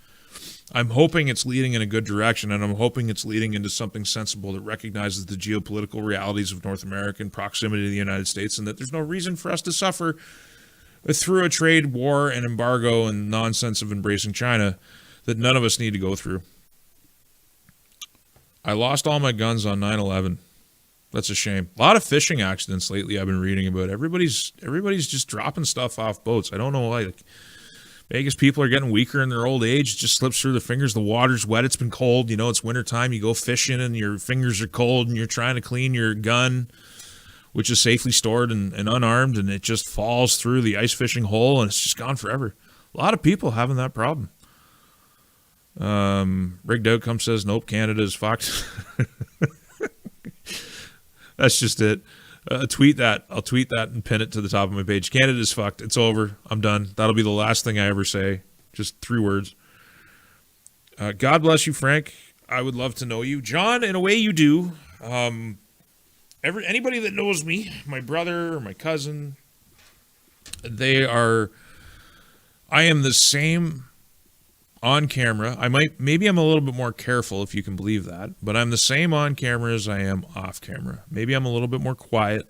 When I have a private conversation, I'm far more interested in what the other person has to say, and I try to be as quiet as possible. I try to do less talking when I'm in private conversation. It's kind of the medium. When you're on camera and you're communicating like this, you have to talk, right? I feel like I have to talk all the time, but in private conversation, I tend to do a lot more listening. But, you know, you're getting me, John. There's not a whole lot hidden here. Yeah, sometimes I like to play video games, I guess I could say. I don't do it often enough. I'm into chess. I like my family. I like wrestling with the kids. I don't know. There's not much. I don't hold much back. BC will cap and charge water usage on your wells. Yeah, imagine that. Taxing and tracking private water consumption on your wells. Yep.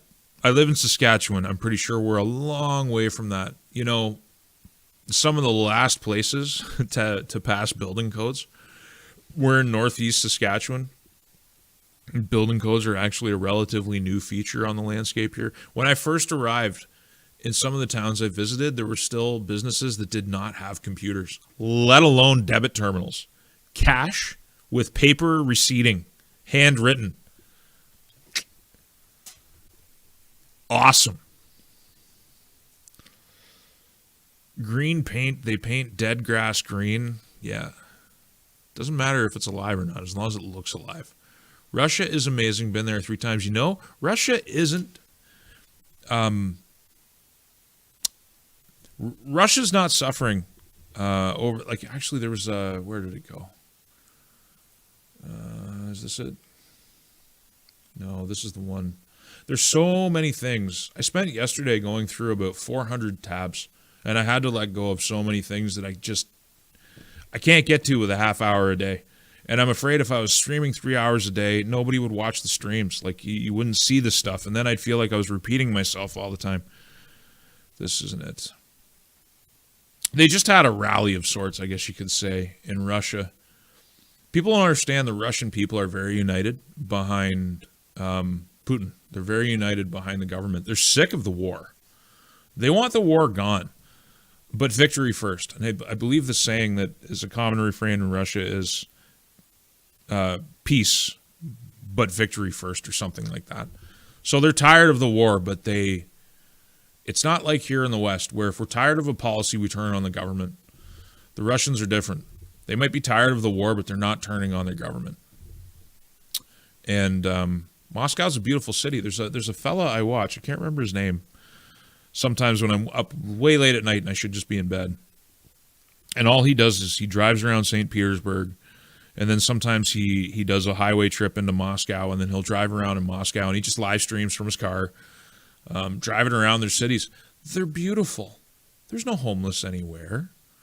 They're clean, brightly lit, beautiful, beautiful Christmas and seasonal decorations. Russia's not just a nation, it's a civilization. Yeah. I got no bad blood. Trying to find a job in this place is a joke. You need a few mods. I'm back to you need a few mods. Is there still Chinese police stations in BC? I don't know if they're still there, but they were there. And we still have functional Chinese consulate, functional Chinese embassies. We still have Canadian political candidates of Asian descent calling for the kidnapping of their political opponents and the handing over of them to the Chinese embassy. China's still very active in Canada. They don't need police stations to...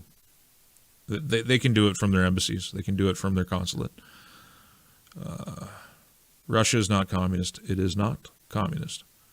It's authoritarian, but it's authoritarian with elections, which I trust more than I trust U.S. elections in the past. If a video I just watched is correct, the Senate just passed digital ID in the U.S. I don't know anything about that. I haven't read that yet. I don't necessarily see digital ID as entirely bad. In the hands of government, it's probably just going to be nightmarish. It's I see it as a natural evolution, but the issue is those who are going to control it, as always. I think Mark Carney, in his book, I believe it was in Values, in my review of it, he talked about how governments should not be the issuers of digital ID, that it should be the central banks that manage that credentialization. Scary stuff. He was parachuted in, and now he's our prime minister. Managing Canada into receivership, cutting our public service. This guy that wasn't even here, he lived in New York. He worked for the Central Bank of England. He worked for Goldman Sachs as a European agent. He was instrumental in the gutting of Russia in 1998. Going in there while they had their fire sale on and buying up Russian assets. I mean, this guy hasn't been Canada-centric most of his career. And now he's here cutting the public service. He's here issuing edicts in terms of spending. He's here telling us that we need to suffer and re-engineer ourselves and get in bed with China. And the Canadian people are buying it. Like, it is crazy. Canadians will eat anything, will buy anything. We will believe anything if we accept this guy. It's insane. It's really insane. Got 2 deer this season, still have some. That's awesome. Good for you. Don't tell Frank what to do, Clyde. Clyde tells me what to do all the time, and he'll continue to. I don't listen to most of it, even if it's good advice, but, he's welcome to continue telling me. He has his own thoughts. And, that's another thing about people that you know. It's better to have somebody tell you something that you don't want to hear over and over again, just to remind you that maybe that's maybe that's something you need to keep in the back of your mind, that maybe you're doing something wrong. Like, you want a friend that doesn't tell you that you look great at any size. You want a friend that's just like, hey man, you're getting kind of fat. You want to die young, or do you want to maybe lose some weight? Like a friend that comes along and slaps your belly and says, how far along are you, man? Like, that's what you want. You want people to challenge you sometimes. You don't want to be surrounded by a bunch of yes men. That's what politicians do, and I'm not a politician. My grandparents were being sent to Siberia in communist Russia. I don't even know why I have these things in. Oh, that feels so much better. My grandparents were sent to Siberia in communist Russia. I have a general distrust of Russians, though they can be useful in setting boundaries. No, I have a general distrust of my grandparents. Ronnie, baby, I'm not trying to be obtuse. I think I'm coming into that halfway through. I'm not really sure what you're trying to say there, buddy. Thomas, yes, China has police stations here. If they still do. I'm not sure. They certainly did. We are still a part of the monarchy, so we know which way we are going. Yeah, I mean, what kind of country in 2026 has a king? China has moved to an open business society. Yeah, so what China has done with their totalitarianism is it's kind of like totalitarianism with a velvet glove. And it's tailored to China. I actually think it has more in common with National Socialism than it has in common with international communism. I think China is a National Socialist state. And instead of trying to control what everybody thinks, they allow people in the privacy of their own home to have their own independent thoughts and squabblings. but they don't allow them to express those squabblings in an anti-establishment way in public too loudly. So you're allowed to bitch and bicker if it's pointless bitching and bickering at the bar or with your spouse, but you're not allowed to gain influence in society with your gripes. Your gripes. They have to go through the appropriate party channels. The other thing about China that I've come to understand is that Beijing's power, they're not all powerful. It's when you think of China, the Communist Party doesn't wield total control from Beijing. The individual provinces, I think they're called prefectures. I can't remember what the actual proper name of them is. I think there's 23 of them. That might not be right either. But there's a lot of individual local influence that Beijing has to navigate. So their control isn't quite as total as we might think. It's not like Germany in the 1930s. It's not that total. There's a bit more nuance. And yeah, they've embraced business. They've embraced capitalism. They've embraced winning and competing and crushing at it. They were more than happy to take our manufacturing. They were more than happy to take our capital. They were more than happy to cooperate and build themselves up using our dime and make a few thousand of our elites completely filthy rich in the meantime and build up their strength. They're a very patient people. And because they have continuity of state and they don't have to worry about elections, they can afford to have long-term vision, which a democracy can't, which is one of the disadvantages that we have. We can't just change trajectory and stick with it. We have to face accountability via elections, speaking specifically of the United States. It's a bit more challenging, whereas the Chinese can afford to take their time and go at a pace. On the flip side of that, though, I've been thinking about this the last few days, how the Chinese have a memory for what side the Americans were on during the Second World War. Because the Chinese have not forgot what the Japanese did to them in the Second World War. It was horrible. And they remember the American help, and they remember that the Americans beat the Japanese. So there is some historical memory there, and there is some respect. There's some respect there. Anyway, they've absolutely created a national socialist state. It is not communism. It's something else. John Ryder says, I got 84 acres, just want a good woman. Well, the way it worked out for me is I focused on what I wanted and I excluded everything else. And then I made myself available at the farmer's market. And eventually she popped up. I have some great mods that would love to keep an eye here. That's Clyde. Maybe I'll have to set something up eventually. If I get going on StreamYard and I start doing more streaming, then we'll have to maybe think about that. I read a book, 1954. It was called Lord of the Flies. You know, that's one I still haven't read. I must confess. That's one of the classics I have not read. I have it, but I have not read it. I was born in Saskatchewan. That's as far east as I ever want to go. Fair. Ted Melanthan. Good to see you, Frank. I'm glad I caught it live. Glad you're here, Ted. Appreciate it. I'm here in from Stampede 1 Southeast Saskatchewan. Good to have you, Landon Saborin. User says, later, in all caps. Don't diss positive help from Clyde do something. Frank would go to Montana. There's just all those nuclear missiles that are there. That, you know, it's... I mean, if we ever get off to firing nukes off at each other, you're going to have a very short life in Montana. I'm not sure that's it. But it is beautiful. And it's... Well, you see, again, now I got to think about it. Because Montana isn't just plains. It's mountains. It's the same away from the coast in Washington or Oregon. Like...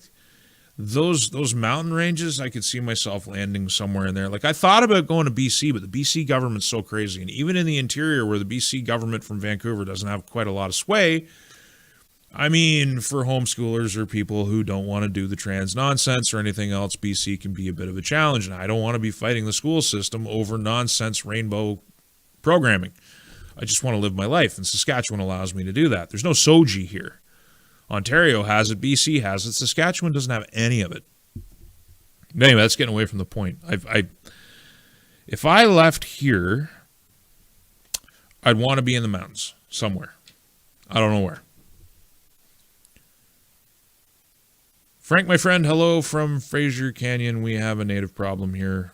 We have to be honest about some of the problems that the Indian Act have created in Canada. Brown Snake says, if I had to leave Canada, my first move would be to the U.S. Number 2 would be Poland. I could see some logic in that. You up late tonight? I'm up late a lot of nights, Charlottetown. That's the truth. I'm up way too late most nights, and I'm up too early in the morning because I don't sleep enough. Having Clyde's crew modding here would be the death of Frank's channel. I haven't actually seen too much here that I would want to get rid of yet. Maybe I've missed something. Maybe I'm missing something because I know the chat's been bouncing around all over the place, but and maybe it's just broken. Bro, I get asked that. Like, I'm so far behind. I am so far behind. We're still talking about where I would move. I'm having a delicious pep and ched right now. Don't make me go buy jerky. I don't know what a pep and ched is. Someone's got to tell me what a pep and ched is. I have an American passport. Real brother GG. Real brother GG. I have an American passport and feel like now that if I left, I would be turning my back on those men I watched march on November 11th, year after year. Oh, brother, I got a grandfather and some great uncles that were there. And the fact is, the country they fought for is already gone. They would, I feel very firmly, they would be very shamed by what has happened to us and what this nation has become. Since the 1940s and the 1950s and the 1960s, piece by piece, the whole thing that we were supposed to be has been taken from us and robbed. I think the nation's already turned their back on those people. I think it's symbolic that when you have a Remembrance Day parade in Toronto, nobody even attends it anymore. Like we call it Remembrance Day. We forgot. Okay, you and I remember. And we have to look after the future, not the past. We owe the future our allegiance more than the past because the past has already been taken from us. The flag that they fought under is gone. The system of governance, the traditions, the Bill of Rights that they fought for, gone. So we have to be forward thinking. That's my opinion. You do you, real brother. You do you. Bronze Snake, beaver. Someone mentioned beaver. My favorite other white meat. I've never ate beaver. Freeland is on Bill Maher tonight. Jeez. Hell. Wow. I mean, sure. Why not? I'd rather fight and die than disrespect our World War II soldiers. That's not how it works, man. The disrespect's already been paid. The nation's already been replaced. I don't know what else to say about it. You're not disrespecting them by changing. Look, nations change. Borders change. The soldiers that fought in the Napoleonic Army, should they be determining how France is run today? Like, how far removed is France from the soldiers that marched across Europe and checked the Austrians and checked the Prussians and conquered Italy?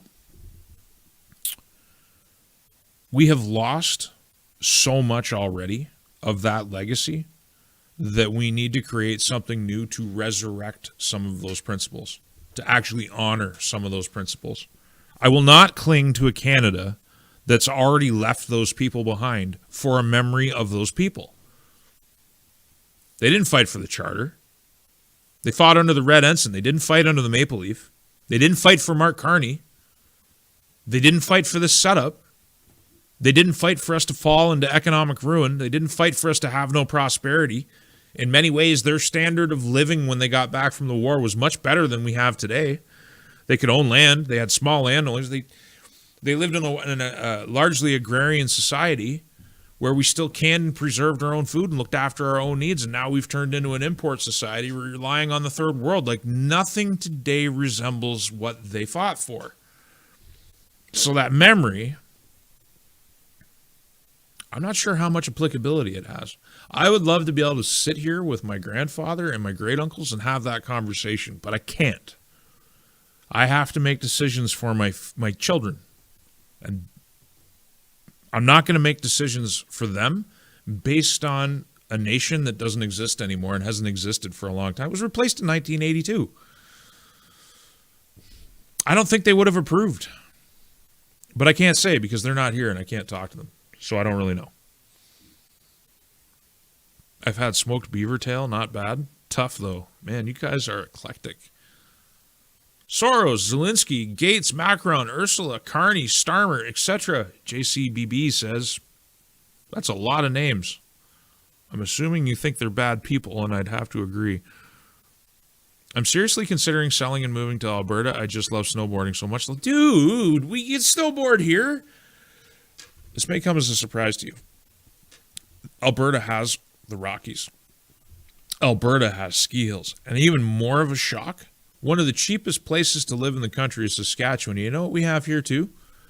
Ski hills. We've got a bunch of them. It ain't all flat. Some of it is pretty bloody flat. But it ain't all flat. So you can keep your snowboard. You can have a better quality of life. If you live in a small town, be around people who are culturally similar to you. And, yeah, maybe be part of something really cool.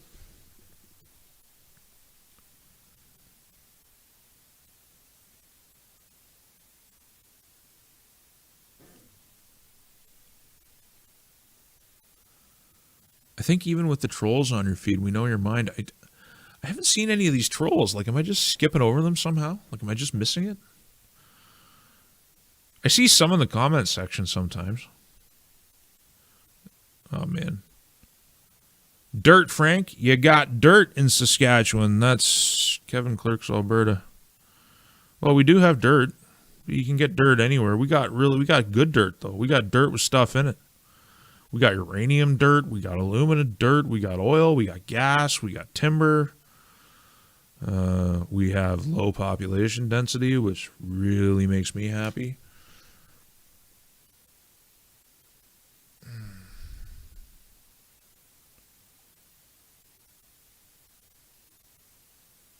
My family that fought and died in World War I and II would be rolling.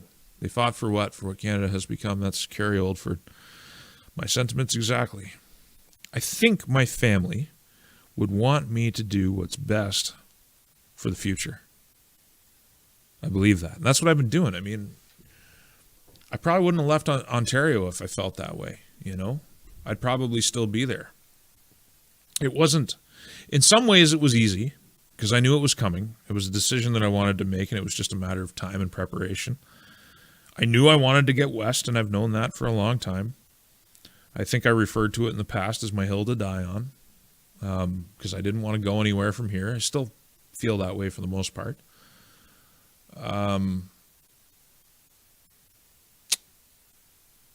You have to make decisions for the future. You can't live in the past. My dad said to me, don't dwell on the past. Life is for the living. And it's really poignant. And I think about it all the time. Someday I'd like to have a framed picture on the wall that has those words in it. Because the past is a trap. And the future is what you create in the moment, if that makes sense. And the moment is defined by the things that have already happened. And the country's already been gutted and sold out. There's nothing I can do about that. I'm not responsible for what's already happened. And my loyalties to an idea of the past cannot supersede what I know the present to be and what I want the future to be or what I can do best for the future. Our heritage has already been shot and pissed on by the people in power. And it's a sad thing, but it's the true thing. Creature for Jekyll Island, good book. You know, I read it, and then I had it as an audiobook. And when I used to work in the field planting and harvesting garlic, that was one of the ones that I would listen to for hours on end. I had a whole cycle of books that I would just play in my ears.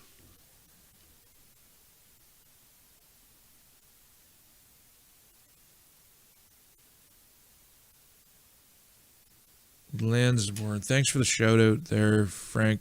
Wife and I have 7 kids. 7! Congratulations. That is a full roster, man. Good for you. Love freedom, live on a farm north of Wawota. I don't even know where that is. And we plan to have more. We grow a huge garden, do canning, and raise future warriors. I hope they're not warriors, brother. I really hope. Because if they're warriors, they're going to be drafted into an army that you don't want them in, fighting for something that you don't want. Hopefully, those warriors can be dedicated to something new and better that actually is focused on a better future for them. 7 kids. Good for you. Good for you. Your plate is full, my friend. Even if it's a struggle, your plate is full, and you know it. They didn't fight for transfer payments. Thomas Whitestone says, yeah, they didn't fight for equalization robbery, that's for sure. They didn't fight for socialism, that's for sure. They fought for something completely different than what we got.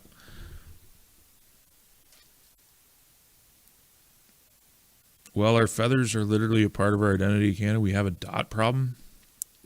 Dot problem. I'm not sure what that means. Talking about revolutions is treasonous. Ebby could be here.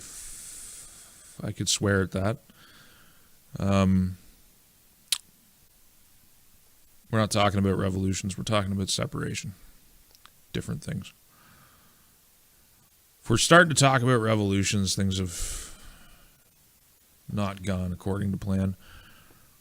I guess somebody said they were moving to Mexico because somebody's asking what area of Mexico. Mexico has some cool stuff. I mean, the Yucatan. I know a couple people who live down there that relocated from Canada.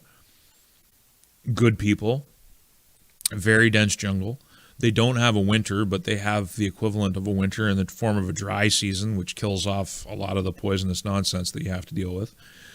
One guy I talked to, he's like, you trip over the ruins of civilization wherever you go in the bush. Like, he's deep in the bush, and whenever he's working on something or clearing, he's like, there's shards, there's bones, there's so much stuff, there's ruins everywhere. So much of the Yucatan still hasn't really been explored or looked at, which I think is fascinating. Here we go. We got WEF Jews. Maybe that's what Clyde was talking about, is the Jew thing. I don't blame, like, the Jews are their own thing, and I really think you got to differentiate between Zionists and Jews, because the majority of Jews in Israel are not Zionists. And the vast majority of Jews in the United States are not Zionists and don't support a lot of those Zionist causes. And there's a lot of history there, but you know, I've had, I guess I can't say that of the Jewish friends I have, I can no longer say that I have not had a problem when it comes to my criticism of Israel, because I did in the end up losing a friend over criticizing Israel.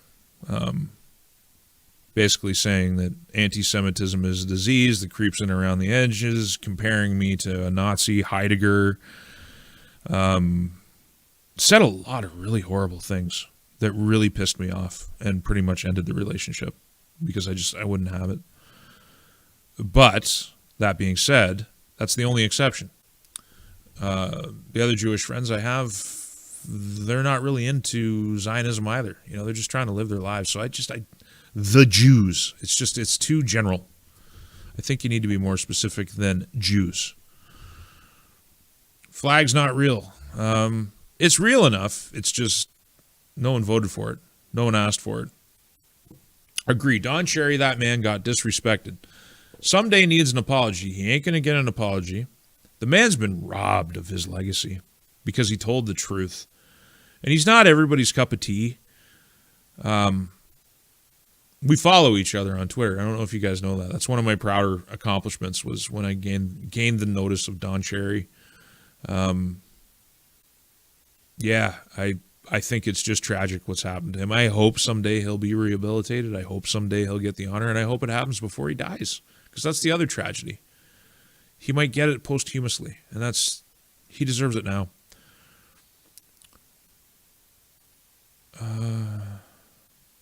Clyde is still trying to get that Discord link in here. Oh, good old Discord. We'll have to get some things figured out. What do we got? Oh my goodness. I'm so far behind. Good luck, troopers. Guess that's Sid Barrett. Sid Barrett. Good luck, troopers. Good luck to Sid. He's still alive, too, is he not? Sid Barrett? I don't think he's died yet. Good lesson on what happens if you do too much drugs. What do you think of the Second Sons?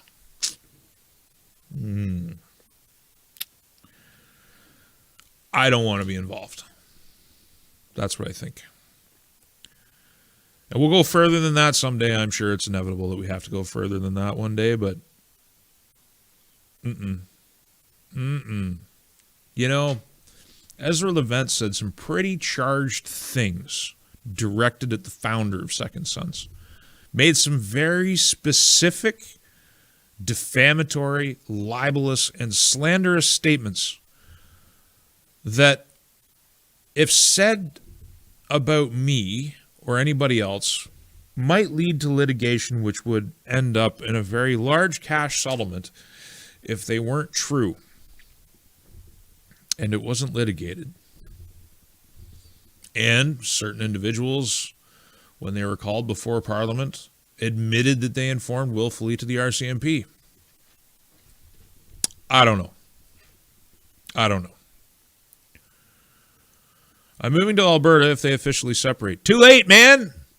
Get there now. Build the movement. Don't be a band jumper. I'm moving if they do all the hard work first. Come do the heavy lifting first. Make your stake now. Don't wait. Come help the cause, man. It's a better place anyway. Alberta, Saskatchewan. They're the best places in Canada. I think Saskatchewan is the best place in Canada. It's not necessarily a popular opinion, but it's mine. I love it here. I love the people here. It has its rough edges. It's got its problems in the cities. It's got the same issues. I just watched a video earlier today from Prince Albert where the security is it's like Sing Security Services, and they're slapping around some native woman. Like we have the same kind of ethnic problems that everybody else has. But it's not everywhere. It's not all the time. I love it. And even if we don't separate, I think you could still have a really good time here. RLTW all the way. I have no idea what that means.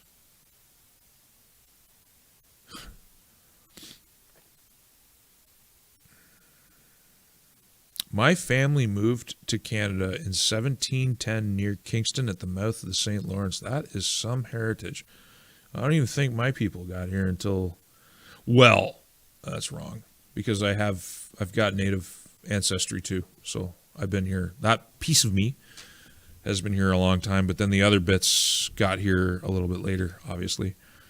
I'm English, French, and Native, about as Canadian as you get. My cats are all anti-vaxxers too. So's my cat. He's been to the vet once. He's 14. He's doing great. He's doing great. One time he's been to a vet. I think he's better for it.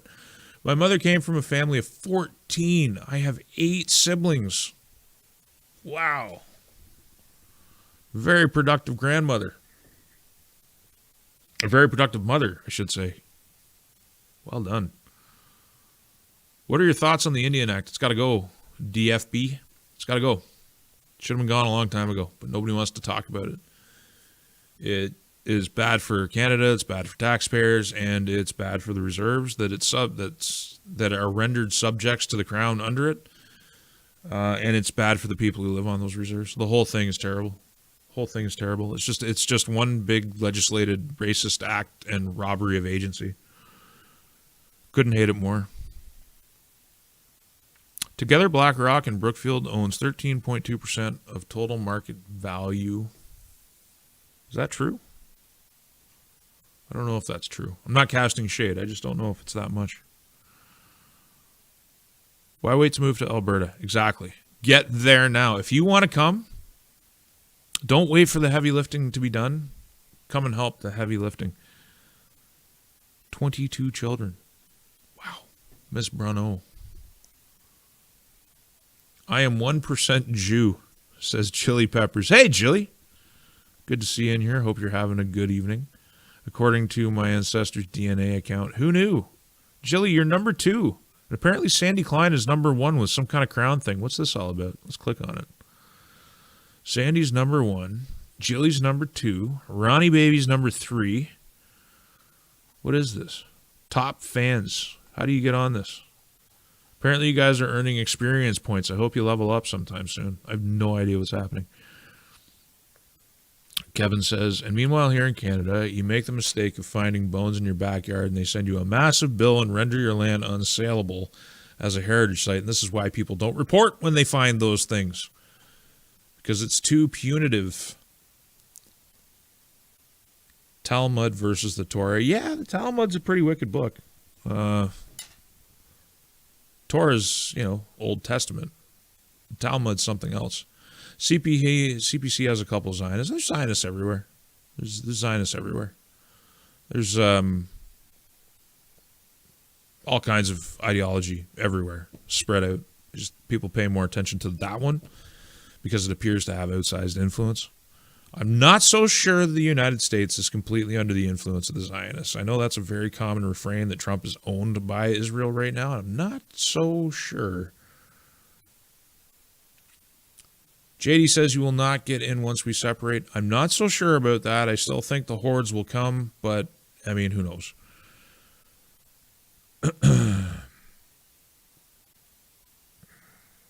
Jilly is proud of her 1% Jewishness. Okay, I'm not sure how that breaks down, but go for it.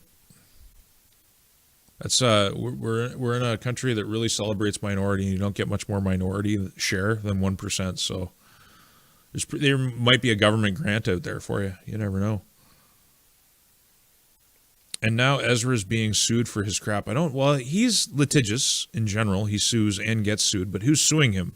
Because my understanding is that if you're speaking to the specific litigation that I would have expected to arise from his defamatory, if they're not true, if the statements he made were not true, they'd be defamatory, libelous, and slanderous and defamation. My understanding is that litigation was dropped before it got anywhere. Which, if it was not true, it doesn't make sense that it would have been dropped. It should have been followed through and damages awarded. Canvassing nonstop here in Alberta right now. Was out signing all night yesterday. Good for you, C. Shepherd. Good for you. What's with the paper clips? Can you explain that to me if you're a real person? Why do people have paperclip PFPs? There's a lot of people with paperclip PFPs. It's just like on Twitter. There's people with dog PFPs and cat PFPs, and it's like, are you all part of some kind of bot farm? Are you real people? Blink twice, Shepherd, if you're a real person. But yeah, if you're out there canvassing, good for you. I'm glad you're getting it done. Power needs to be taken away from the abuser by rational people the best we can. Yeah, I made a video this week talking about how if you are in an abusive relationship, you don't get out of it by negotiating with the abuser for a better deal. You seek outside help. And this was in response to the fact that the media has been all over Jeffrey Rath and the Alberta Prosperity Project because they've had liaison and they've had conversations with the United States. And my retort to that is, well, the premiers went down there too. And Carney's went and visited Trump. Presumably, they still have communication and phone calls. They're going to renegotiate our trade arrangement coming up this summer. That's the next big thing. We're still getting quiet before the storm, but it's coming. It's coming faster. So much is going to come due, man. Like February is a quiet month. Once we get into March and those future contracts start standing for delivery, because deliveries off the COMEX were really high in January. They've been really high so far in February. March has something like 400 million ounces outstanding, and the COMEX is going to be maybe sitting on 80 million ounces by the time they get there. That's one thing. Then there's the trade agreement, which looks like it's going to get ripped up. That's another bit of pain that Canadians are going to feel. Like, 2026 is quiet so far. It's going to get a lot louder. And so we'll see.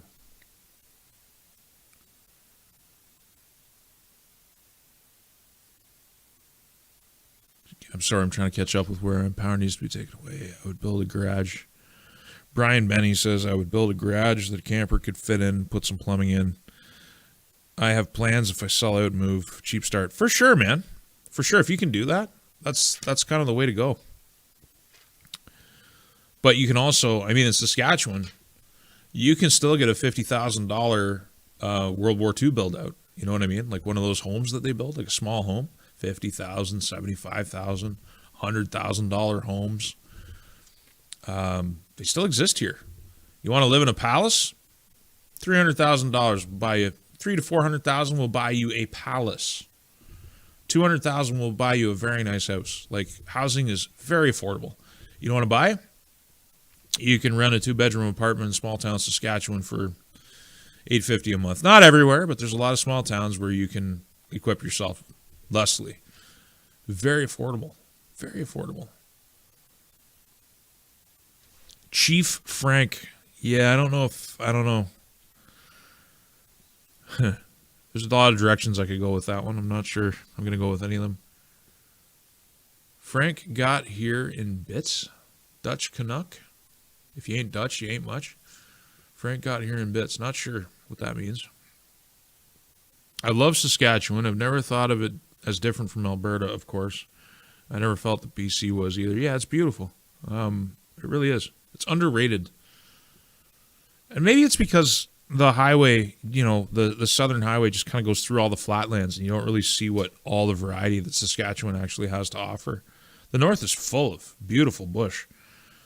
Lots of wildlife, beautiful small towns. It has its issues too. I mean, there's a lot of crime on reserves. If you take the reserves out of the crime statistics, the place becomes paradise. That's the truth. And whether it's because you'll hear all about suicide rates, life expectancy. There's an awful pile of kids, foster kids. Like I've met a lot of foster kids. They're all native. There's a real issue with the reserves, and it goes back to the Indian Act, and we should have a real honest conversation about that. You might hear in the news talk about how Saskatchewan is a Canadian leader when it comes to STDs. Again, if you take the reserves out of the statistics, it becomes paradise. But we're not. I mean, and even the Sask government doesn't want to talk about that. It's because there's a big population here. But I think there's a lot of people living under that system. There's a lot of natives that would love to have a conversation about what the Indian Act has actually led to. You know, if we just had the courage to address it. It's tough, though. It's tough because there's also a lot of violence. A lot of violence. The majority of oil sands labor is powered by people as far away as Newfoundland, actually as far away as Saudi Arabia sometimes. So there will have to be open airports for the workers to get to Firebag. Fact. Yeah, there's a lot to work out. Separation's not a simple thing, but it gets simpler when the pain ratchets up. And maybe that's the plan. We've got all these politicians and former prime ministers telling us that pain is coming. And maybe that's the plan. They have to ratchet up the pain because we're so propagandized in order to actually justify the balkanization. I just want to see a situation where whatever happens, the people have a chance of winning and prospering.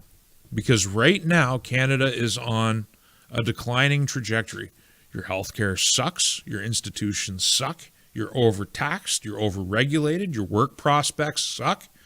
We have openly racist institutions, not in the traditional left-wing sense. We have open bigotry. We've created a slave class of TFW, temporary foreign workers in this country, who we exploit, and at the same time displace the native population from, and when I say native, I mean Native Americans, I mean whites, I mean everybody that's here gets displaced by the TFW program. It's just decline. Everywhere you look, it's just decline. And the media gaslighting can't make me unsee the decline. And whatever situation we come out of, because our government has left us with very few bargaining chips, and promising deconstruction and further weakness isn't really a winning bet. So I kind of want to support whatever's going to lead to my kids having some prospects. That's what I want. I want the future to be taken care of as better. Frank is European royalty. He has Habsburg jaw. Nope, I don't. There's no what are you talking about? The beard, like it's the beard. It's the length of the beard. There's no Habsburg jaw here. There's no Austrian blood in me. There's no inbreeding. I resent the implication. Life's a Hail Mary. That's the closest thing to a bannable comment I've read so far. And it's not very close. Chili Pepper says, hi! I'm just getting around to returning that. Vanguard, BlackRock, Blackstone, Brookfield own 88% of the stock market. Is that true? I'm not so sure that's true. I'm not trying to cast shade, but I think it's a bit more complex and diverse than that, but perhaps I'm wrong.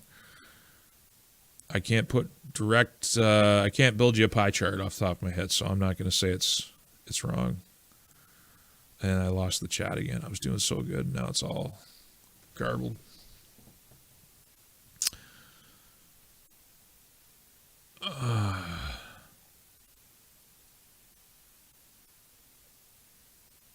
The paper clips are a signal that people are fans of Louis Rossmann.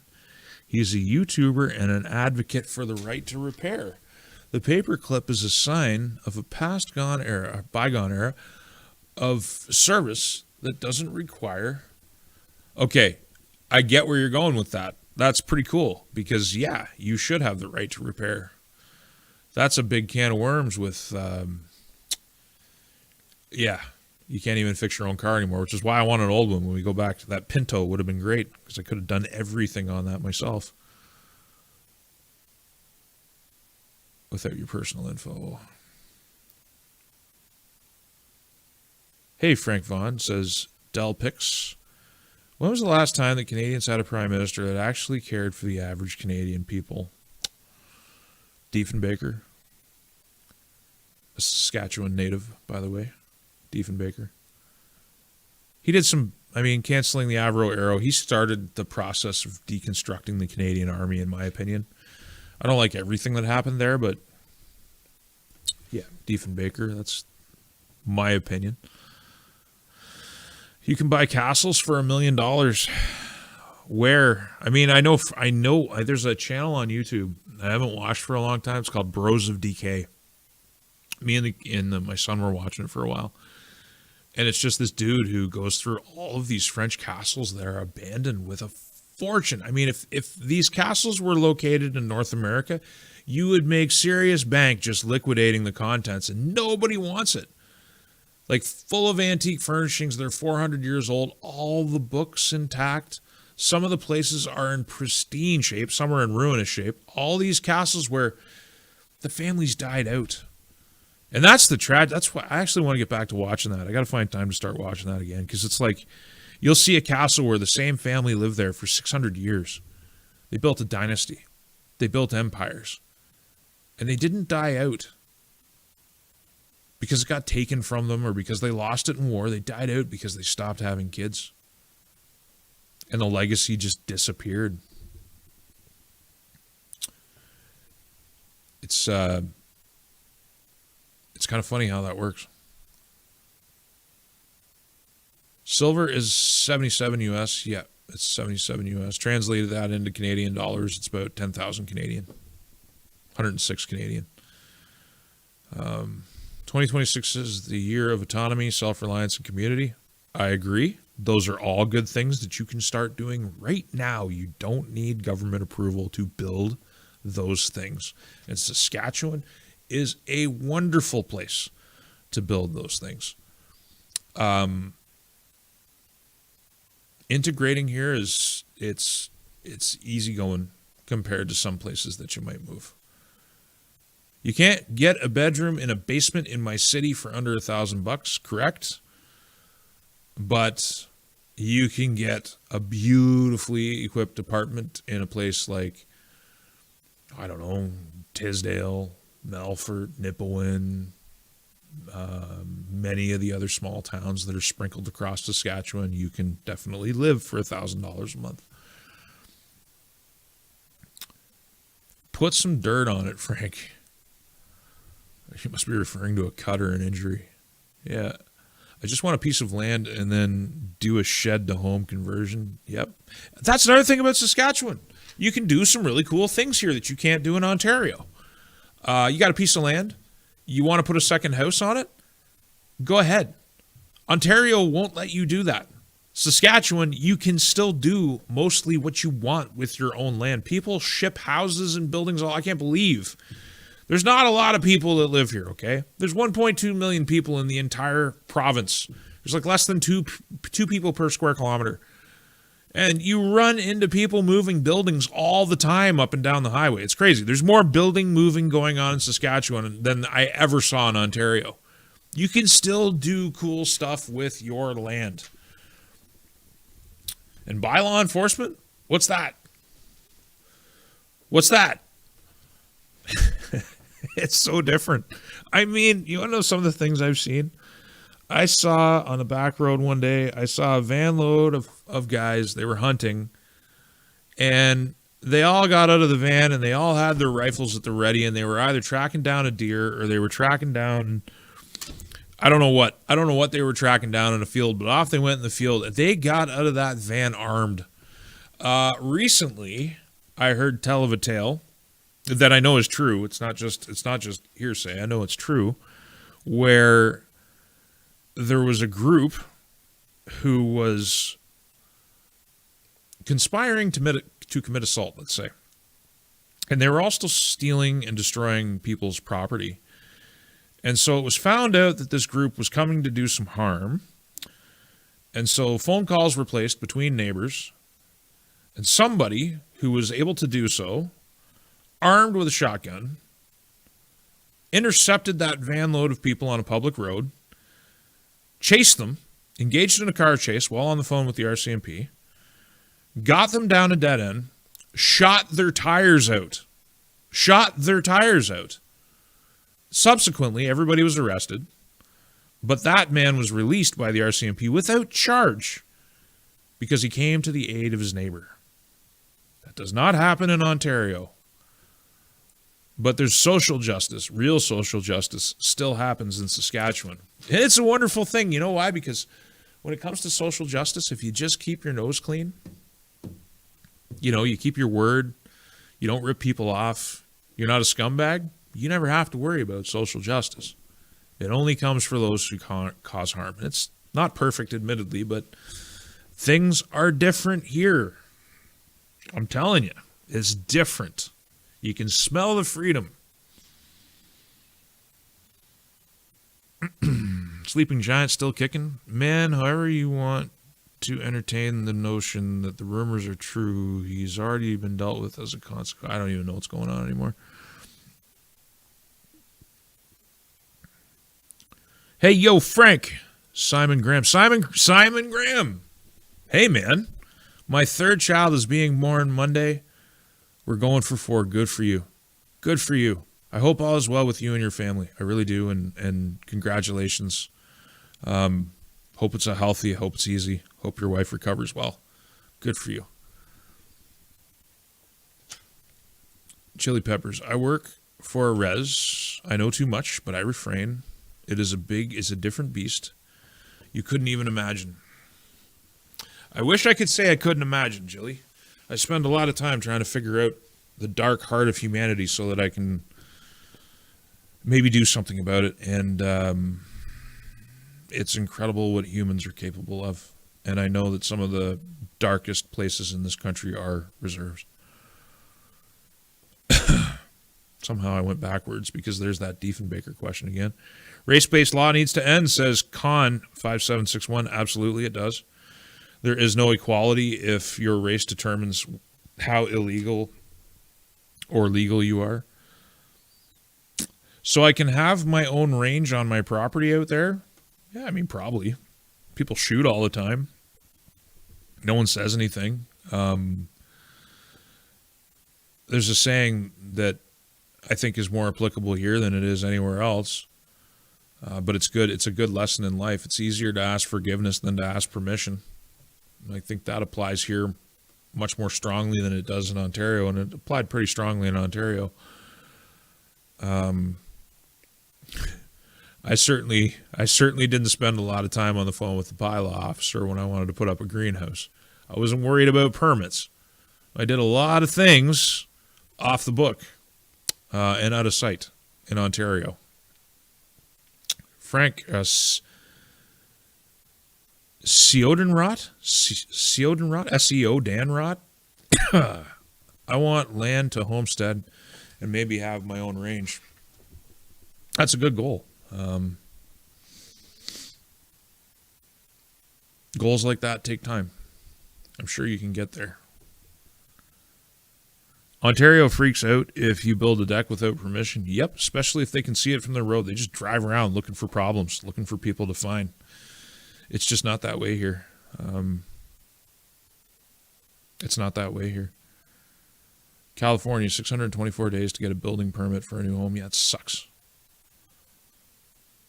Terry, we are thousands. Would be impossible to know him without knowing him. And we're peoples from all over Canada, one coast to the other, you bet. What's this all about? What's this all about? Nomadic. I don't who said Firebag is international, but it is not the best of I have no idea what's going on there.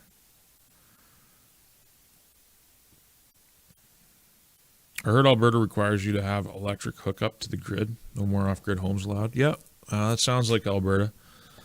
Alberta's not, it's not as free as Saskatchewan. There's a lot more government there. There's a lot less government here. Frank, I am 31, single, no kids. My gut tells me to leave Canada to start a life somewhere else. Another part of me thinks perhaps it's worthwhile to fight for Canada. What do you think?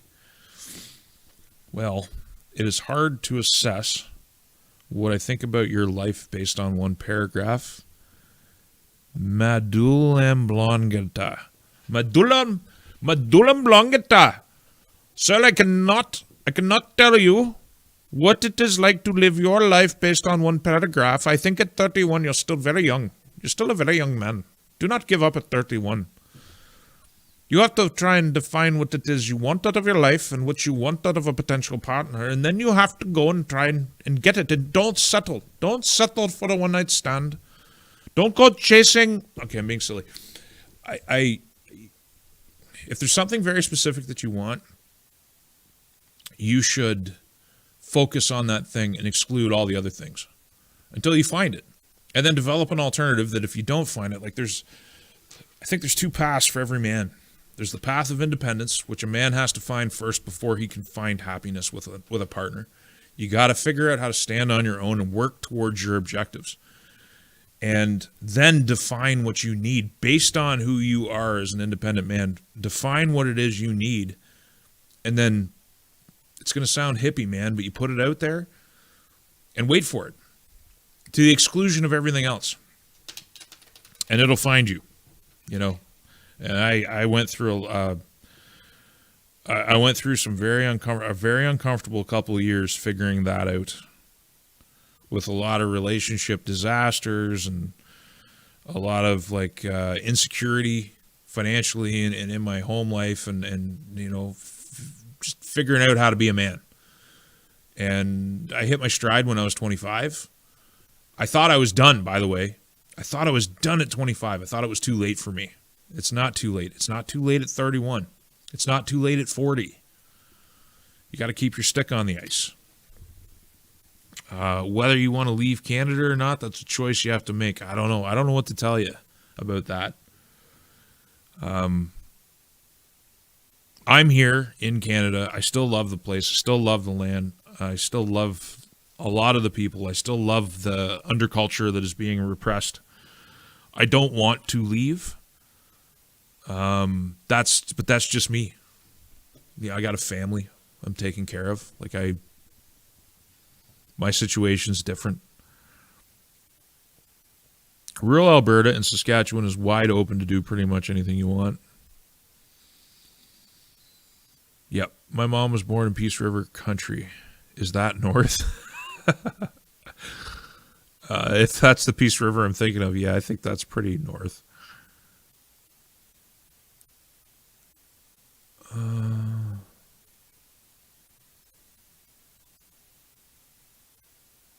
10 acres with a house in High Prairie, Alberta. They are cheap up there. Yeah, and the climate's not bad. I mean, I know somebody up that way, and I watch the weather forecasts from where he lives, and it's yeah, a lot of it's a warmer climate than where I live. That's for sure. I actually looked that like for the couple of years that I was thinking about moving out here. I zeroed in on several different locations. Almost none of them were in the south. But the Grand Prairie area, if you could call it that, so Slave Lake, Grand Prairie, that whole area really stuck out to me as, you know, a potential place to relocate. I think it's a great spot. And yeah, affordable. Especially if you're coming from Ontario, man. Or BC, or southern BC. Like, if you're stuck in Ontario like me, Quinny, Belleville area is not bad at all. Yeah, I mean, Belleville's not what it used to be. Like, that's where I was. And some of my last experiences, like, we were building up to the move. My back was in terrible shape. But we were getting ready, and things were kind of up in the air. You know, the house is all packed up and whatever. We had to go into Belleville for something. And so we decided to grab pizza, and we couldn't go in. That was it, because all the COVID nonsense restrictions. You could get something, but you couldn't dine in. So there we are. We're eating some pizza in the van. I don't know if Gracie would have been there. I don't think she would have been eating pizza, but she would have been there. My son and my wife and I eating pizza. And this homeless dude comes walking up, and he drops his drawers 15 feet in front of my van and starts taking a dump right in front of us as we ate. Now, a part of me wanted to get out of the van and just put the boots right to the guy. Like, I wanted to be violent. And then the other part of me realized that I'm a father now and a family man, and that guy's probably got more problems than I have, and so I just moved the van somewhere else. But there's a lot of that in Belleville, and 10 years ago, 12 years ago, it wasn't like that. You know, Belleville's changed. It's got some problems. I mean, there was a homeless camp in Victoria Park in Cobourg. Cobourg didn't have a homeless camp before. It didn't have a homeless problem. But Cobourg was it was always kind of a rough town, but had a wealthy veneer to it. Like, if you had any experience with the underbelly of Cobourg, you knew it was a violent place. But it was all out of sight. It used to all be out of sight, and you'd never know it if you were a normie walking the streets. It's different now. All those small towns are changing along the 401, man. Taxes in Alberta for 16 acres, $762 a year. That's really cheap. I pay a lot more than that where I live. But there's reasons for that. Canada had 250 years to become more than 10% of the United States, but it's 10% for a reason. You won't get out of your own way. That is true, Bahamut. That is true. We have a real problem. Our governments hate prosperity. I have a great love for Canada too. This is my homeland, but I hate our government. Yeah, I always distinguish in my work between the system, which I rail against on a regular basis, and the land and the people. The Canada that I love is not the system. It's not Parliament. It's not our laws. It's not our institutions. It's not the Charter. It's something else that is somewhat indefinable, and it's officially repressed. Like, the culture that I love and the people that I love and the heritage that I love is actively discriminated against by the state, which is why I'm not a big fan of the system. Clyde's video showed me which visa to apply for, as I seemed quite complicated. People hate him for trying to take people with him to the States, but I think if you're looking for a fresh start and you know it feels right for you, take his help. He's just trying to be helpful. And, you know, that it doesn't work for me at this point. You know, I have thought about it, but in my position, none of the they're going for tradespeople, and I don't have a trade. But there's an opportunity there if you have the right skill set, and if it's, I mean, I don't think Glad's a bad guy for trying to bring that to his audience.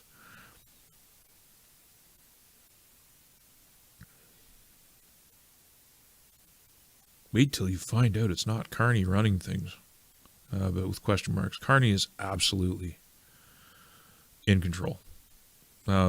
He might be central casting sleeping giant, but he is absolutely managing Canada. He doesn't care about Liberal caucus. He does not care about Parliament. He's got his mission, and he is executing that mission, and somebody might be giving him orders. But from Canada down, from the top of Canada down, Carney's running the show. We're being managed. Like somebody said earlier, it's like we're in receivership, and we're in arbitration, not mediation.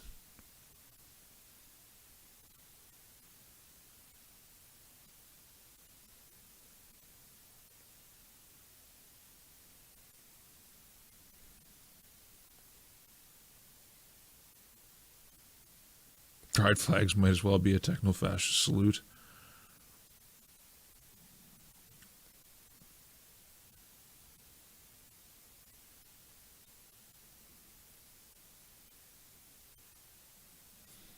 All right, guys. It's midnight. It's been fun. It's been real. I'm glad we had this chat. I feel better. And I'm going to have to try and get it tighter, get people in here, have a conversation. Like right now, I'm looking at chat on a paused copy of the live stream itself because that's how much of a tech noob I am. So I'm going to have to figure out a better way to do this, but I still think it's been a hell of a chat. And I'm glad you were all here. Most of the lovers, some of the haters. I want you all, man. Monetize so you get super chats. I don't need super chats, man. I got a website. There's a donation link there. I want to talk to you guys like the pleb that I am. I'm a pleb, and you're all. If I'm on a live stream with someone else and they got super chats, I refer to the chat that we're talking on. I refer to that as pleb chat. This is pleb chat, and I want to interact with pleb chat until the channel's so big I can't possibly keep up anymore. I barely keep up now, but I want to keep it pleb. I want to keep it real. If you want to support the channel, frankvaughan.com. I got the .com. E-transfers, PayPal. I can give you a crypto link. I really don't want to do it, but I can give you an address if you want. But you can support me if you want. But I'm kind of good with the thing. We're here now. Bro Keith. Awesome job, bro. Listen to Clyde. It's not the monetization thing would give me reach, but then I'd have to put ads. And I'm not throwing shade at nobody. That's not what it's about. It's just, do I want Tim Hortons putting advertisements in my video? That's just not me, And some of the people who do support the channel, they like the idea of ad-free. I think if I was to do anything, I'd be more inclined to start taking some of the sponsorships because I do get offered deals now. VPN companies. There's a guy that wants me to shill some pimple preventative, device thing. What are some of the other things? There's been a bunch of them over time. And I've sent them messages back saying, pitch me, what's the price? What are you going to pay me per plug? And they've given me prices and I don't want to do it. I don't want to do it. There's other reasons for doing it this way too. I don't have to charge you guys GST. Putting all the work online for free and not putting paywalls or having any special access, you guys get 100% of whatever the hell it is I'm going to do. You get it all for free. There's advantages to that. And one of the advantages is that when you donate, you don't have to pay GST. Now, I might get it all back on the back end if I was to do GST. It might work out to my advantage, but I'm not really looking at it as my advantage. It's just, you know, I want to keep it this way for as long as it's viable to keep it this way. And Clyde's going to keep on telling me that I need to change that, and he is more than welcome to. And my brother and everybody can keep at me because I'd get more reach and whatever else. But for now, I'm resistant to all good advice, at least on this file. And yeah, that's the other thing. Somebody up here, Kevin Clarks, actually says ads suck. I hate sitting through ads. When my ad blocker fails and I click on a video and I have to sit there through ads, I go somewhere else. I literally won't watch a video if I've got to sit through ads. Sometimes I'll wait it out if I really want to watch it. But like, how can I make people sit through something I loathe and despise? And again, it sounds like I'm throwing shade. I'm not throwing shade. People have different business models. They got things that they do. Like even on merchandise. I don't want to do merch. Like if anything, I'd like to be in a position where I could take some money, get a bunch of merchandise made, but instead of selling it, give it away randomly to people, or just give it to people that I like in the chat. Like instead of having it be something that you can buy, I just pick who gets it. I don't know. That's what I want to do. Instead of having YouTube pay me or whatever for monetization, if I had a surplus of money, I would rather pay them. I'd pay them for the reach, pay them to advertise the channel, or buy billboards along the Yellowhead advertising the show and write it off because it is a business, rather than having them pay me. I'd rather pay them if the budget's there and it's sufficient. So like, these are early days. And we'll see what happens. But there are some dedicated people who really like the idea. And, you know, I only need so many of them before the thing's a rocket. And there ain't much in life I need. I need some cash to live and to function, and a business needs cash and the mission needs cash, but like, I ain't looking to drive some Audi. I'm not looking to do 3 vacations a year out of the country. Like my needs are so simple, and I'm driven more by a sense of what I'm trying to do, like a sense of mission. As silly or highfalutin as that might sound, that's really what it is. Like let me put it another way. In Maslow's hierarchy of needs, as far as I'm concerned, I'm at the self-actualization stage.